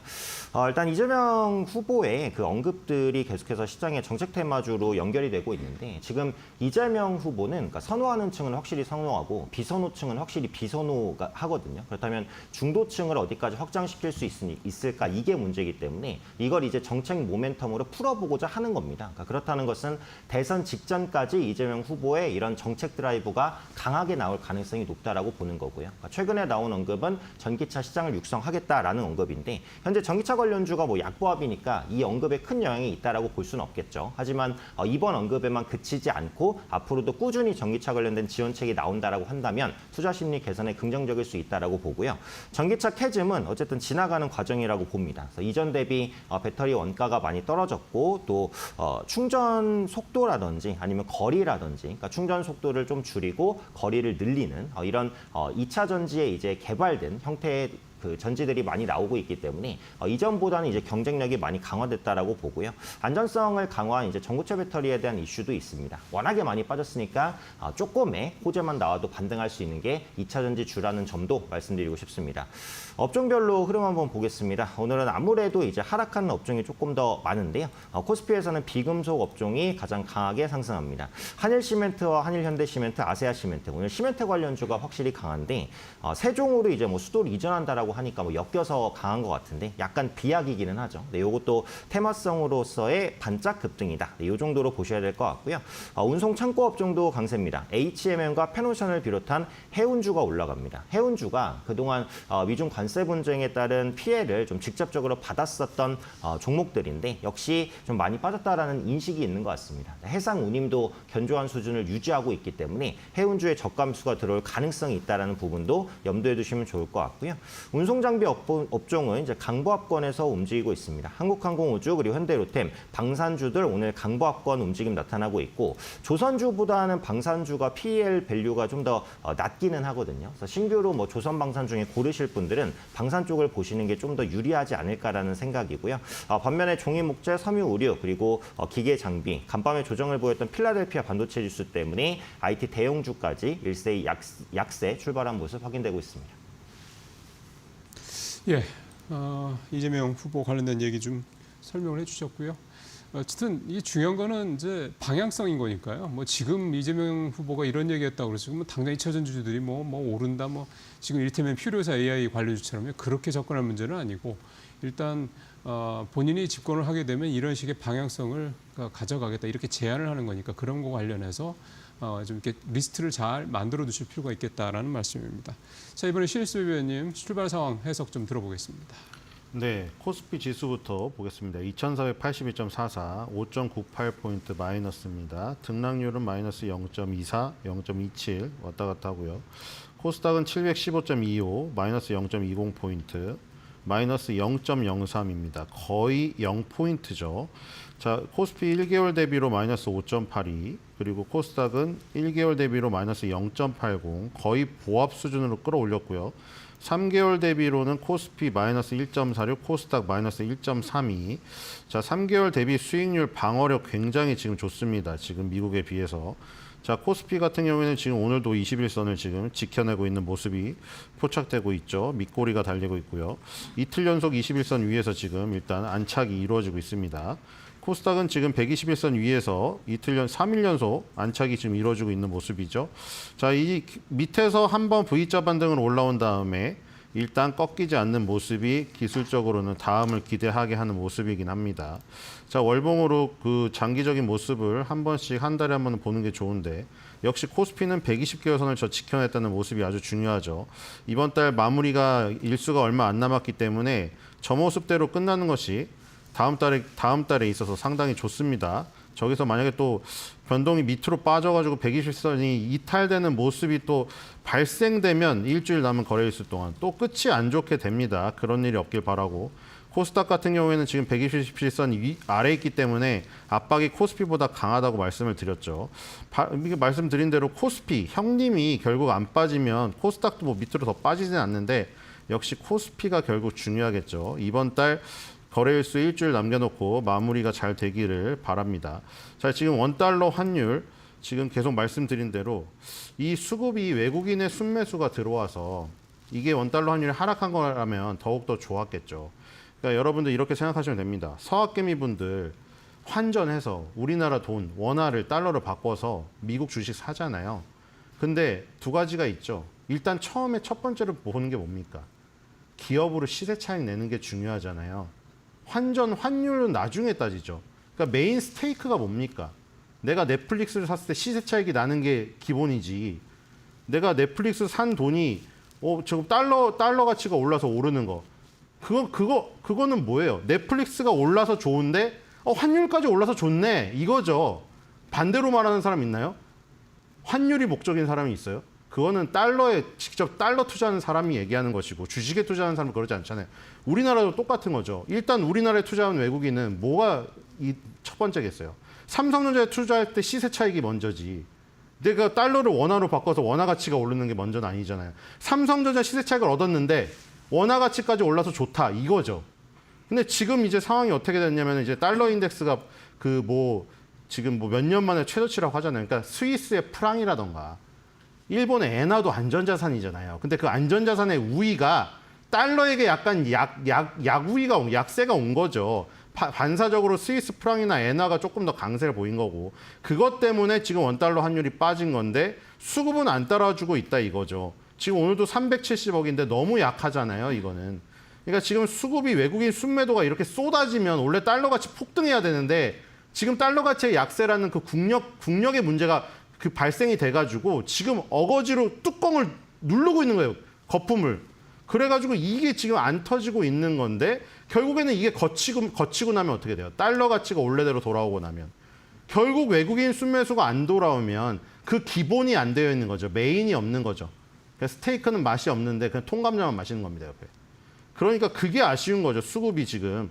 이게 수급이 들어와가지고 저 결과가 나왔다면 좋다는 얘기가 그 얘기입니다. 자, 그리고 오늘 이 코스피 시가총액 상위를 보면은 가장 많이 오르는 거는 11위의 HD 현대중공업입니다. 다시 한번 또 10위의 KB금융을 지금 추격하고 있죠. 자, 방산조선 아주 기세 매섭습니다. 지금 6위의 하나에어로스페이스, 지금 현대차랑 5위를 자리바꿈하기도 했었고요.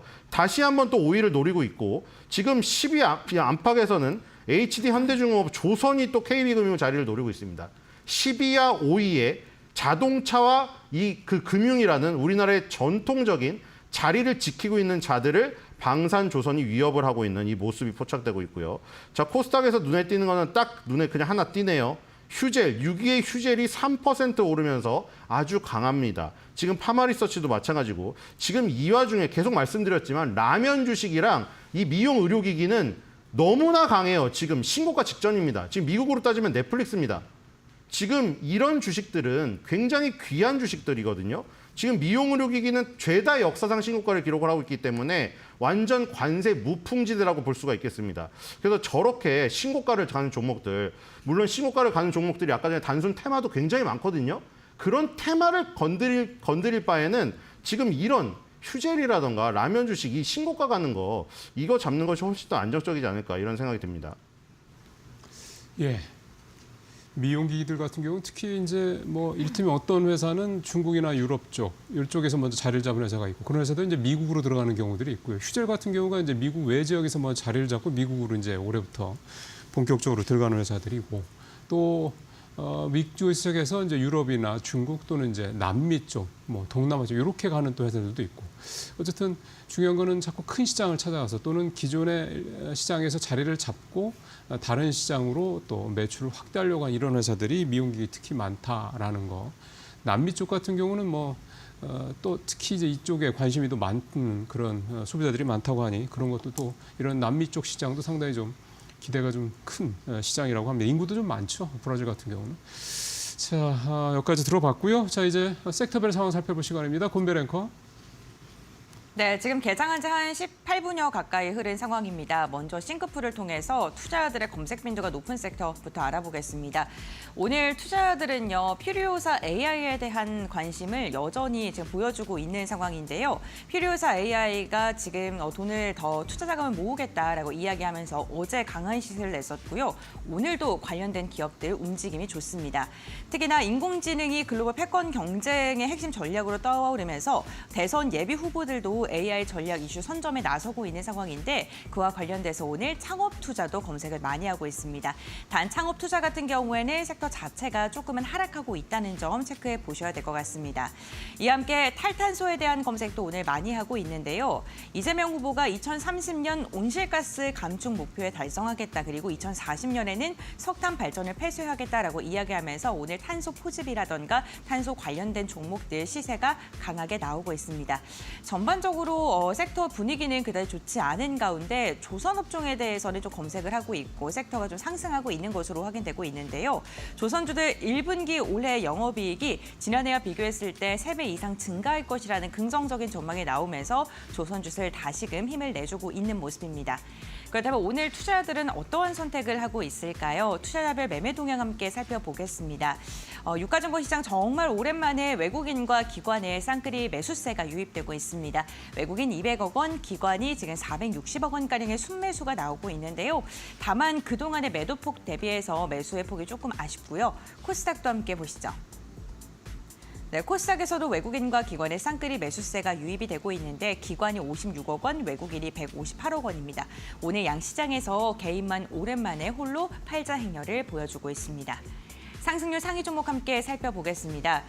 오늘 유가증권 시장 그린케미칼이 가격 제한폭까지 상승했고요. 코오롱, EMP도 14%가량의 오름세가 확인되고 있고 성신량의 오늘도 흐름이 좋습니다. 22%가량의 급등세가 나오고 있는데 결국에는 정책 관련된 기업들입니다. 탄소 포집이라던가 아니면은 그 세종시 이전과 관련된 종목들이 오늘 힘을 내주고 있는 모습 확인되고 있습니다.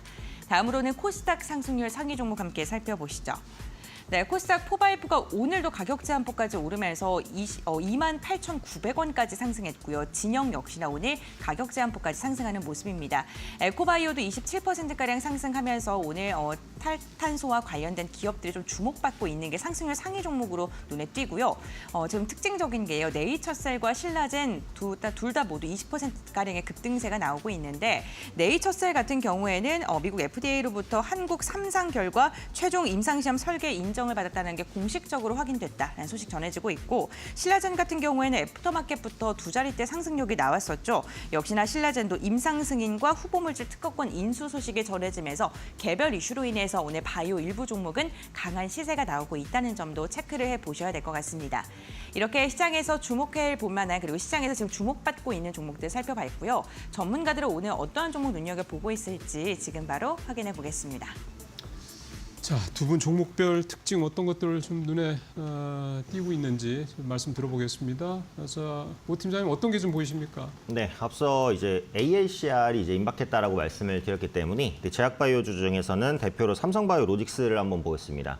작년에 이제 연간 수주액이 5조 원을 돌파하면서 이제 저력을 과시하고 있거든요. 그래서 글로벌 상위 제약사의 80%를 이제 고객으로 확보를 했습니다. 사실상 뭐 제약 바이오 업계의 TSMC다라고 볼 수 있을 것 같고 현재 생산 능력을 보면 글로벌 1위 수준입니다. 추가적으로 ADC 의약품 생산 시설이 가동이 되기 시작했고요. 앞서 말씀드렸던 AACR까지 제약주가 주목받을 수 있다는 부분 생각하면 상승 모멘텀은 꾸준히 이어질 가능성이 높다라고 봅니다. 제약 바이오주 중에서 이제 그 실적 모멘텀이 이렇게 강한 종목은 찾아보기가 좀 어렵거든요. 그러니까 추세적으로도 4월달 저점을 찍고 꾸준하게 우상향하는 흐름, 기관의 수급까지 좀 받쳐지고 있는 모습이기 때문에 전고점까지의 재반등 충분히 가능할 것 같습니다. 단기보다는 좀 중장기로 끌고 가기에 괜찮은 종목이고 올해 실적 컨센서스도 계속 상향 조정되고 있다는 부분도 참고해 보시면 좋을 것 같습니다. 다음으로 한국전력 한번 보겠습니다. 평소에는 이제 관심이 좀 없는 종목이긴 한데 요즘에 알게 모르게 진짜 많이 올랐거든요. 기관과 외국인의 쌍끌이 양매수가 계속해서 들어오는 모습입니다. 올해 영업이익 개선 기대감이 크고요. 환율이 하향이 안정되고 있고 또 저유가 효과까지 같이 반영되면서 원가 부담이 상당 부분 절감되고 있는 것으로 보입니다. 주당 배당금도 이제 거의 없었는데 한 1,500원 정도까지 확대될 것으로 보여집니다. 그래서 이렇게 되면 시가 배당률 한 6에서 7%까지 기대를 하고 할 수 있기 때문에 배당주로서의 입지도 다질 수 있다라고 보고요. 최근에 그 원전 모멘텀이 계속해서 강화되고 있죠. 이재명 후보도 얼마 전에 원전 얘기를 했고 글로벌적으로도 원전에 대한 투자 확대, 소형 원전 모듈을 기반으로 해서 두산 에너빌리티가 단기간에 좀 주목을 받았었던 적이 있는데 한전 기술이라든지 한국전력 그리고 한전 KPS도 모두 다 이제 원전 카테고리에 들어와 있는 기업이기 때문에 원전 관련 모멘텀이 계속해서 강화될수록 한국전력의 상승 탄력도 높아질 가능성이 높다 이렇게 보여집니다. 양매수가 들어오고 있기 때문에 현재 위치에서 추가적인 상승을 기대할 수 있을 것 같고요. 2만 원 후반대까지 노려보는 전략 유효할 것으로 보여집니다.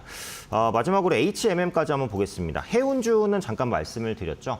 관세 분쟁에 따른 낙폭과대 영향이 있다. 지금은 내성이 충분히 발생한 구간이고 실적 대비 분명히 저평가 구간 그리고 해상운임도 물론 하반기에는 좀 하락할 수 있다라고 보지만 아직까지는 견조한 수준을 유지하고 있습니다. 그래서 그렇다는 것은 2분기까지는 실적이 괜찮을 수 있다라는 부분이고요.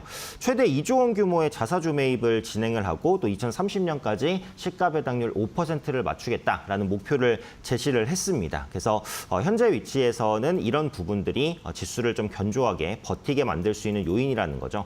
조선주와 해운주가 지금 완전히 다른 모습을 보였고 지금도 모멘텀은 전혀 별개기는 하지만 그래도 해운주가 이런 흐름을 조금이나마 따라가지 않을까. 그래서 HMM이라든지 페노션을 비롯한 대한해운도 마찬가지고요. 해운주의 저가 매수 유입을 좀 기대할 수 있는 시점이 아닐까 말씀드리고 싶습니다.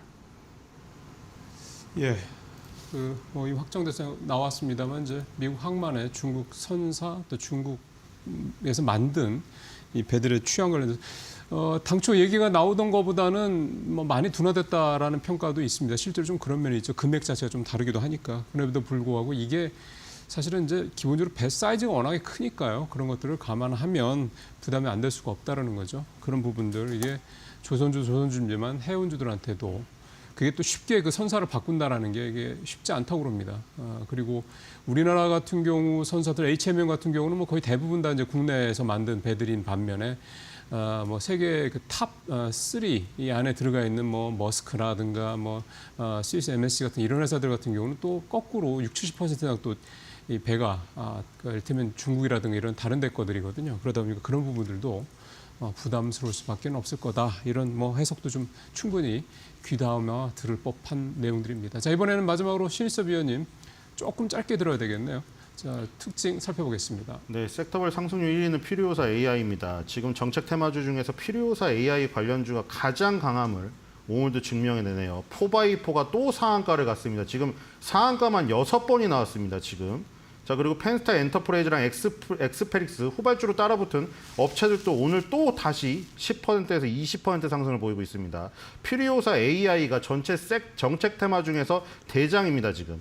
자, 그다음에 이제 오늘 나온 게 지금 그 초록창에도 가보시면 아시겠지만 지구의 날이라고 표시가 되어 있죠. 지금 55회 지구의 날을 맞이해서 또 그 이슈를 놓치지 않고 이재명 그 대선 후보가 그걸 올린 것이죠. 지구의 날 맞아서 딱 맞는 이슈를 갖다 맞춘 겁니다. 그거를.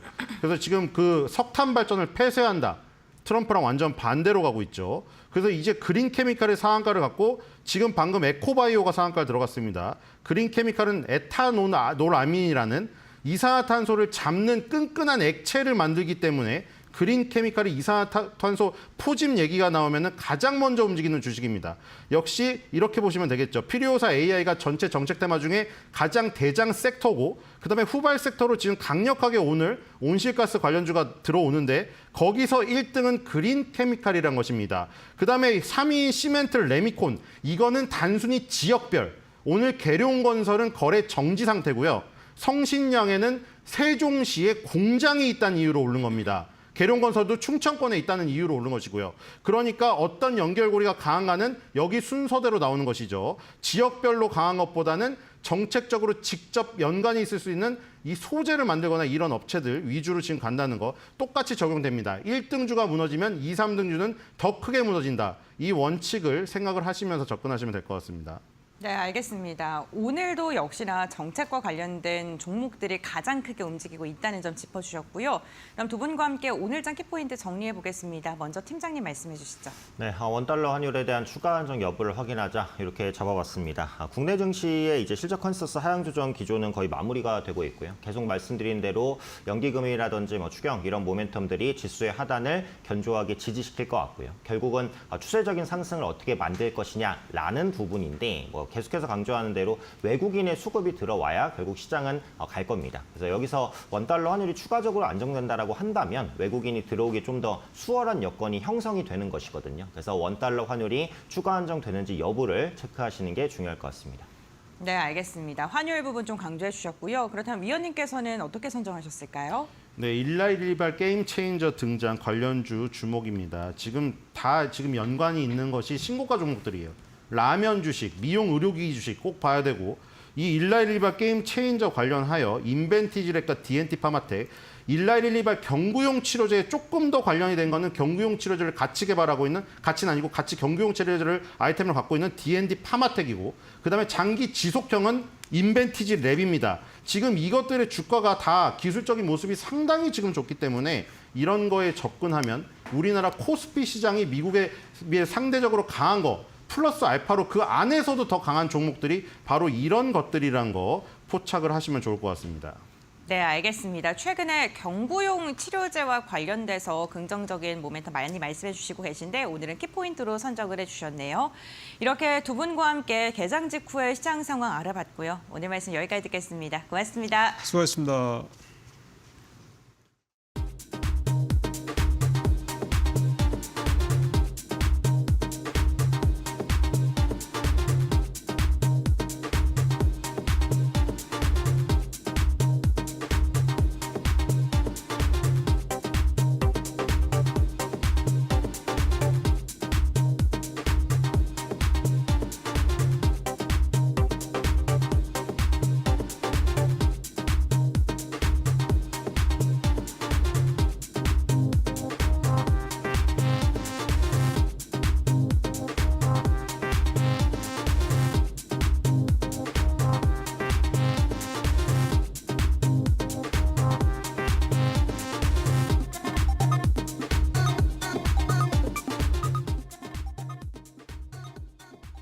오늘장 선발 종목 살펴보도록 하겠습니다.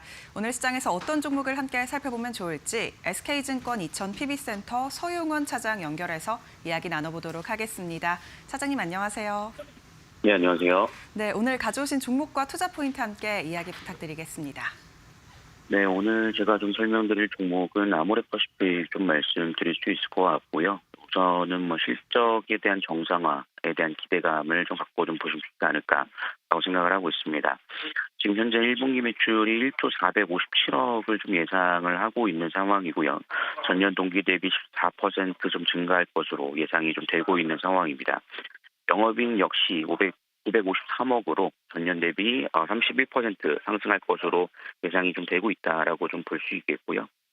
무엇보다도 지금 미국이 라네즈 브랜드의 매출을 통해서 시장의 매출이 좀 늘어나고 있다라고 좀 볼 수 있겠습니다.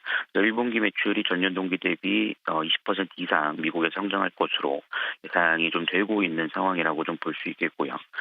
특히나 여기에 더해서 중국 시장에 대한 정상화가 함께 좀 동반되고 있으면서 실적에 대한 모멘텀이 턴어라운드하는 그런 모습들이 좀 이어질 것이다라고 기대를 하고 있습니다.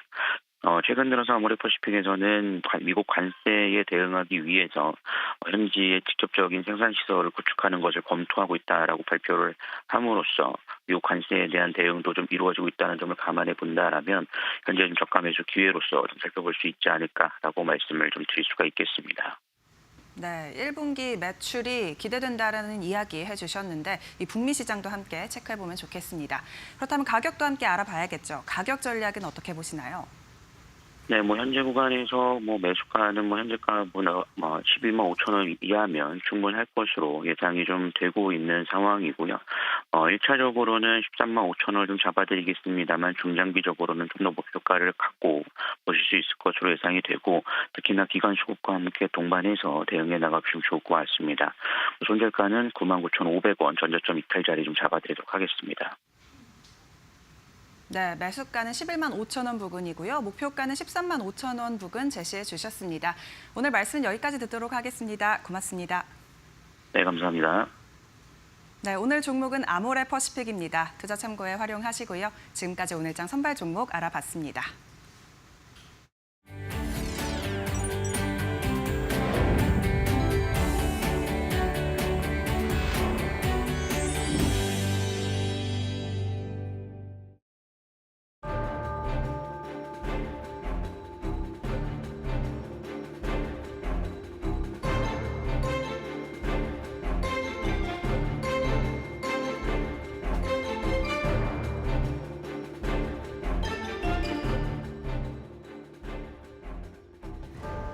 이코노미톡 시작을 하겠습니다. 아시다시피 트럼프 대통령이 파월 연준 의장 때리기 지속하면서 뉴욕 시장에서 투자 심리가 급냉하면서 또 떨어지는 흐름들 Sell USA라는 얘기 나오고 있고요. 오늘 장 초반의 모습은 그래도 상대적으로 우리 시장은 버티고 있는 모습, 외국인의 매수에 좀 유입이 되고 있는 상황입니다. 하지만 미중 갈등으로 인한 무역 불확실성은 여전히 시장을 좀 뒤흔드는 요소입니다.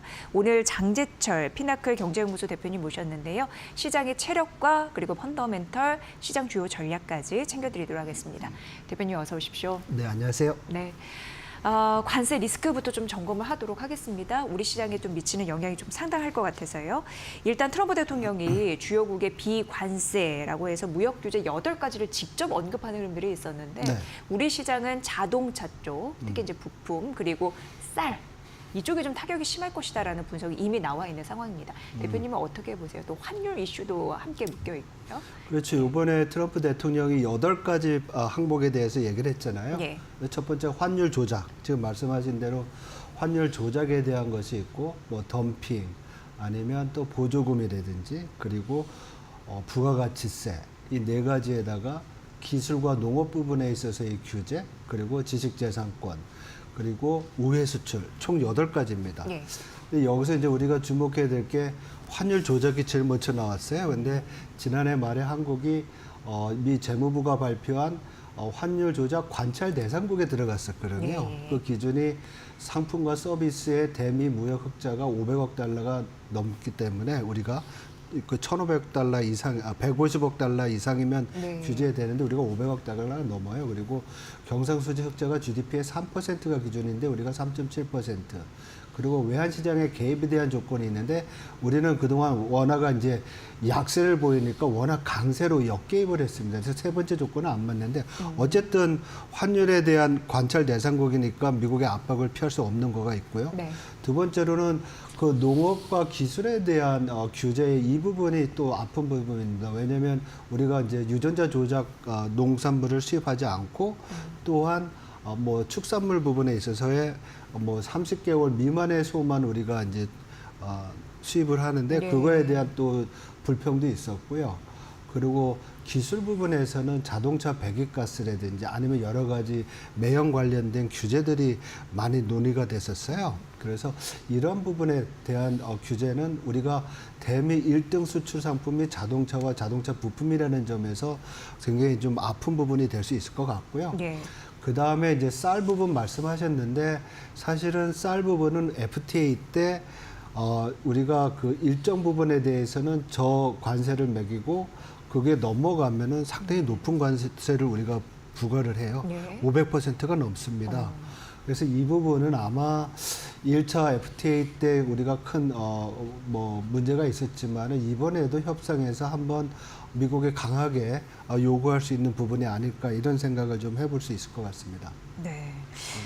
아무튼 뭐 신경 쓰이는 게 한두 가지가 아닌데 사실 뭐 자동차 부품 쪽도 그렇고 뭐 현대차와 포스코랑 뭐 손을 잡는다 이런 얘기도 나오고 트럼프 대통령의 관세 정책을 피하기 위한 뭔가 리스크를 줄이기 위한 그런 전략들은 지속이 되고 있는 상황입니다. 일단 해외 생산 현황을 재편한다라는 게 가장 큰 골자 중에 하나가 아닐까 싶습니다. 네, 아무래도 트럼프 관세의 그 목적은 미국에서의 제조업을 부흥시키는 것이고 일자리를 만드는 것입니다. 그래서 이 정책은 사실 바이든 행정부 때부터 여러 가지 보조금이라든지 이런 거에 의해서 주도가 됐지만 트럼프 대통령은 특히 미국 내에서의 생산 시설을 확대하는 거를 되게 장려하잖아요. 그래서 얼마 전 정의선 회장이 백악관에서 미국에 대한 대담한 투자를 발표할 때도 그게 이제 강조가 됐었고요. 특히 앞에서 말씀드린 대로 대미 주력 수출 상품에 자동차가 들어가고 자동차에 관세가 25%가 부과되기 때문에 자동차 관련 생산 어떤 서플라이 체인이 미국으로 많이 들어갈 것 같아요. 그래서 현대나 기아가 미국에서의 생산을 늘리는 것만큼 부품 협력 업체들도 가야 될 것 같고요. 네. 그래서 현대 모비스라든지 HL만도 그리고 한원 시스템스 같은 경우에도 미국의 그 생산 현지에다가 뭐 전기차 배터리를 만든다든지 물류를 확충한다든지 아니면 관련 부품 공장을 짓는다든지 여러 가지 협력 상태가 일어나고 있는 것 같습니다. 그리고 뭐 일부 회사 같은 경우에는 부진한 중국이나 러시아에서의 영업을 중단하거나 법인을 청산하는 그런 또 모습도 보이고 있습니다. 네. 대표님 이제 코앞으로 다가왔어요. 한국과 미국의 고위급 무역 협상 이 테이블에 올라가게 되는데 여기에서 잘해야지 앞으로 조금 더 순탄한 길을 걸을 텐데 관전 포인트는 뭐라고 보세요? 순탄하지 않을 것 같습니다. 어떡하죠? 왜냐하면 우리가 미국의 그 무역 흑자가 660억 달러로 8위에 들어가고 있고요. 그리고 앞에서도 여러 가지 이제 통상 이슈도 제기를 하지만 트럼프 대통령의 정책이 소위 말해서 글로벌한 달러 기준의 기축통화 달러의 어떤 기본을 둔 미국의 금융 시스템의 어떤 혜택에 대한 비용을 지불하려는 것뿐만 아니라 미국이 제공하는 안보 우산에 대한 비용도 지불하려는 거잖아요. 그래서 이번 일본과 미국과의 협상에서도 소위 말해서 미군 주둔비 부담에 대한 이슈가 나왔던 것처럼 한국의 경우에도 그 얘기가 나올 것 같아요. 그래서 첫 번째 관전 포인트는 아마도 이러한 주둔비 관련된 이슈가 통상 이슈, 관세 이슈와 어떻게 이제 엮여서 한국에 압박을 할지 이 정도를 봐야 될 것 같고요. 거기에 덧붙여서 그렇게 되면 협상력을 올리기 위해서 트럼프 대통령이 협상에 참가할 수도 있을 것 같습니다. 그렇게 되면 우리 소위 말해서 기재부 장관이나 아니면 산업통상부 장관이 회의를 하러 갔는데 협상을 하러 갔는데 상당히 압력을 받을 수도 있고요. 압박을 받을 수 있을 것 같고요. 세 번째로는 한국이 무슨 뭐 지렛대라고 얘기를 하고 있는 미국과의 그 조선, 방산 관련된 조선 협력과 알래스카 LNG 사업에 대한 협력 가능성, 이런 것들을 어떤 식으로 잘 조화롭게 또 관세 협상에서 우리가 잘 활용할지, 그것도 보는 것 같습니다. 그렇지만 우리의 또 주력 상품이 반도체가 있잖아요. 네. 그리고 반도체 관세 아직 결정이 안 됐는데 이런 것까지 다 봐가지고 우리가 좀 합리적으로 현명하게 협상을 했으면 하는 바람이 있습니다. 네. 뭐 트럼프 대통령의 참여 여부나 그리고 미국이 요구하는 방위비 이거 분담을 어떻게 하는지 그리고 여러 가지 섹터 중에서는 이제 조선 방산 네. 이쪽에 신경을 쓰는, 그리고 미국 알래스카 LNG 사업 이런 부분도 앞으로 이제 눈여겨봐야 된다고 하는데, 참 해결해야 할 부분들은 많은데 순탄하진 않을 것이다 이렇게 봐주셨어요. 그렇죠. 예, 뭐 예. 관세나 이런 것들에 대한 뭐 세율은 정해놨는데 예. 사실 생산기제 이전이라는 것은 시간이 많이 걸리잖아요. 그리고 우리가 뭐 자동차나 부품 산업들이 미국에다가 생산망을 결정하는 부분도 있지만은 이 방산 조선 같은 경우에는 이걸 해외에서 생산할지 아니면 미국에서 생산할지, 또 미국 내에 여러 가지 법규 제도는 어떻게 될지 해결해야 될 문제들이 상당히 많습니다. 그래서 되게 복잡한 그런 이슈가 아닌가 이렇게 보고 있습니다. 네.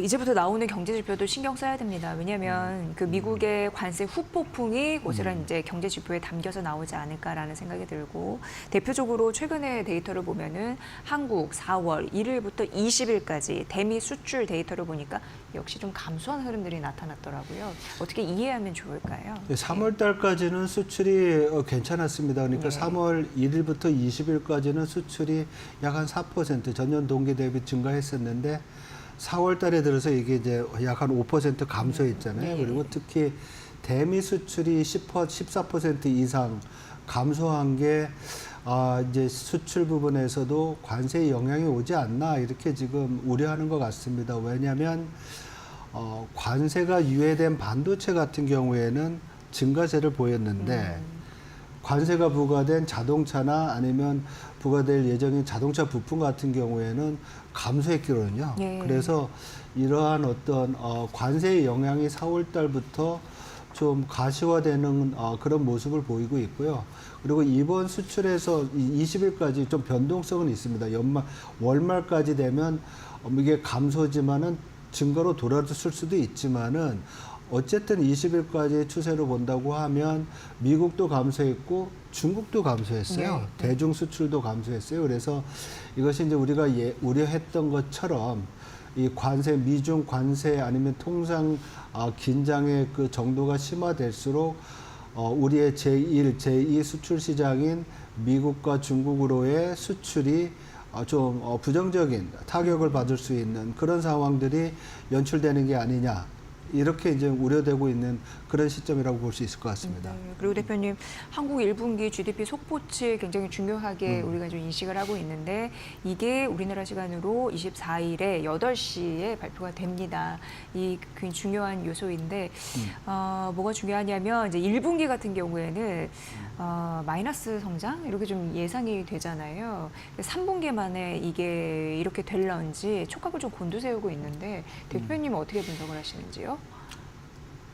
지금 뭐 1분기 전기 대비 이제 역성장에 대한 우려잖아요. 네. 그래서 이런 역성장에 대한 우려는 사실 관세 관련된 이슈가 나오게 되고 그거로 인해서 금융시장의 변동성이 커지고 경제 심리가 악화되니까 이게 이제 그동안 부진했던 내수에 더 부진함을 더해줄 수 있는 요인이 될 수 있고, 관세라는 것 때문에 또 수출이 영향을 받을 수 있을 거라는 이제 우려 때문에 그런 것 같아요. 그리고 이번 한국은행이 금통위 마치고서 이창용 총재가 기자회견 때 전기 대비 성장률 1분기 0.2% 예상했는데 이게 소폭 마이너스 될 가능성에 대해서 이제 언급을 하셨거든요. 한 차례 낮아진 건데 더 낮아질 가능성이 있다는 그렇죠. 거잖아요. 0.5에서 0.1로 낮췄다가 여러 가지 다운사이드 하방 리스크 때문에 마이너스가 갈 수도 있다라고 이제 전망을 하고 있는데요.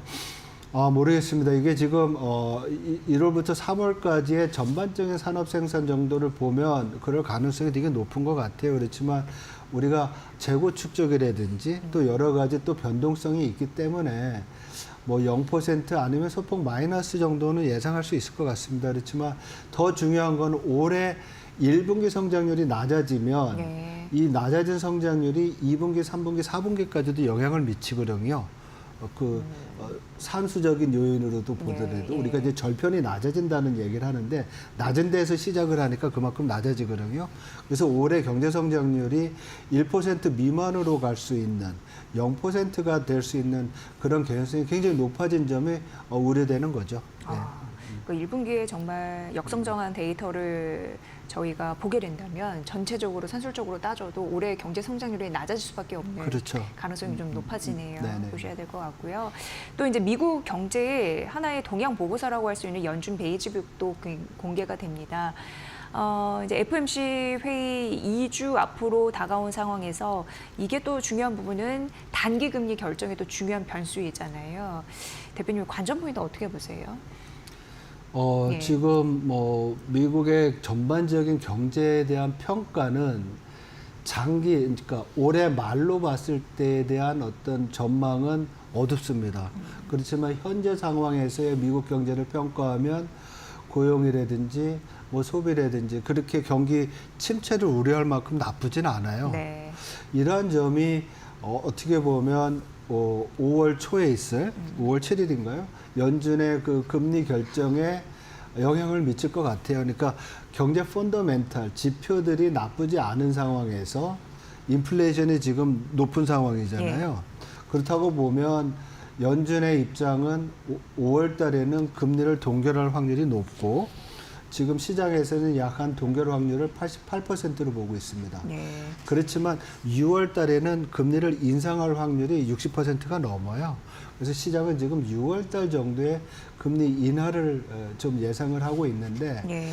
지난주에 파월 의장이나 아니면 지역 연준 총재들이 얘기한 걸 보면 기존의 그 고용이라든지 경제 상황은 굉장히 탄탄한데 관세로 인한 인플레이션 압력이 우려되고 있기 때문에 좀 관망할 필요가 있다. 웨이트 앤 씨 이런 태도를 많이 보였어요. 그래서 네. 5월 달에 동결이 말씀드린 대로 상당히 높고요. 거기에 덧붙여서 만약에 고용과 인플레이션에 대한 우려가 서로 상충된다고 하면 이 시점에서 지금은 아마도 인플레이션을 더 걱정해야 될 시점이다. 그래서 적어도 5월 달에는 인플레이션 우려로 금리를 내리지 않을 것 같다는 말씀드릴 수 있을 것 같습니다. 대표님 이렇게 말씀하시니까 트럼프 대통령과 파월 연준 의장의 대립감은 더 세지겠네 이런 네. 생각이 듭니다. 왜냐하면 경기 침체로 가지 않는 상황에서 고물가를 우려하는 파월 연준 의장 입장에서는 물가를 내리려고 하지 금리를 내리려고 하지 않는 흐름들이 맞설 것이고 만약 하더라도 6월로 가고 지금 트럼프 대통령 뉴욕 증시가 급락한 이후에도 파월 연준 의장 해고하라라는 강력한 또 입장을 대립하고 있기 때문에 이런 흐름들이 좀 단기간에 해결되진 않겠네라는 생각을 하게 되고 그러면서 미 국채 10년물 금리가 4.4%를 다시금 넘어섰거든요. 예, 이것도 참 셈법이 복잡해집니다. 이렇게 되면은. 예. 지금 뭐 인트로 때 말씀하신 것처럼 셀 USA 지금 미국 자산에 대한 매도가 이루어지고 있고요. 그리고 국채 금리가 올라간 부분은 말씀드렸듯이 경기 둔화에 대한 우려가 갈수록 커질 거로 예상이 되고 그러면 적자가 커지겠죠. 예.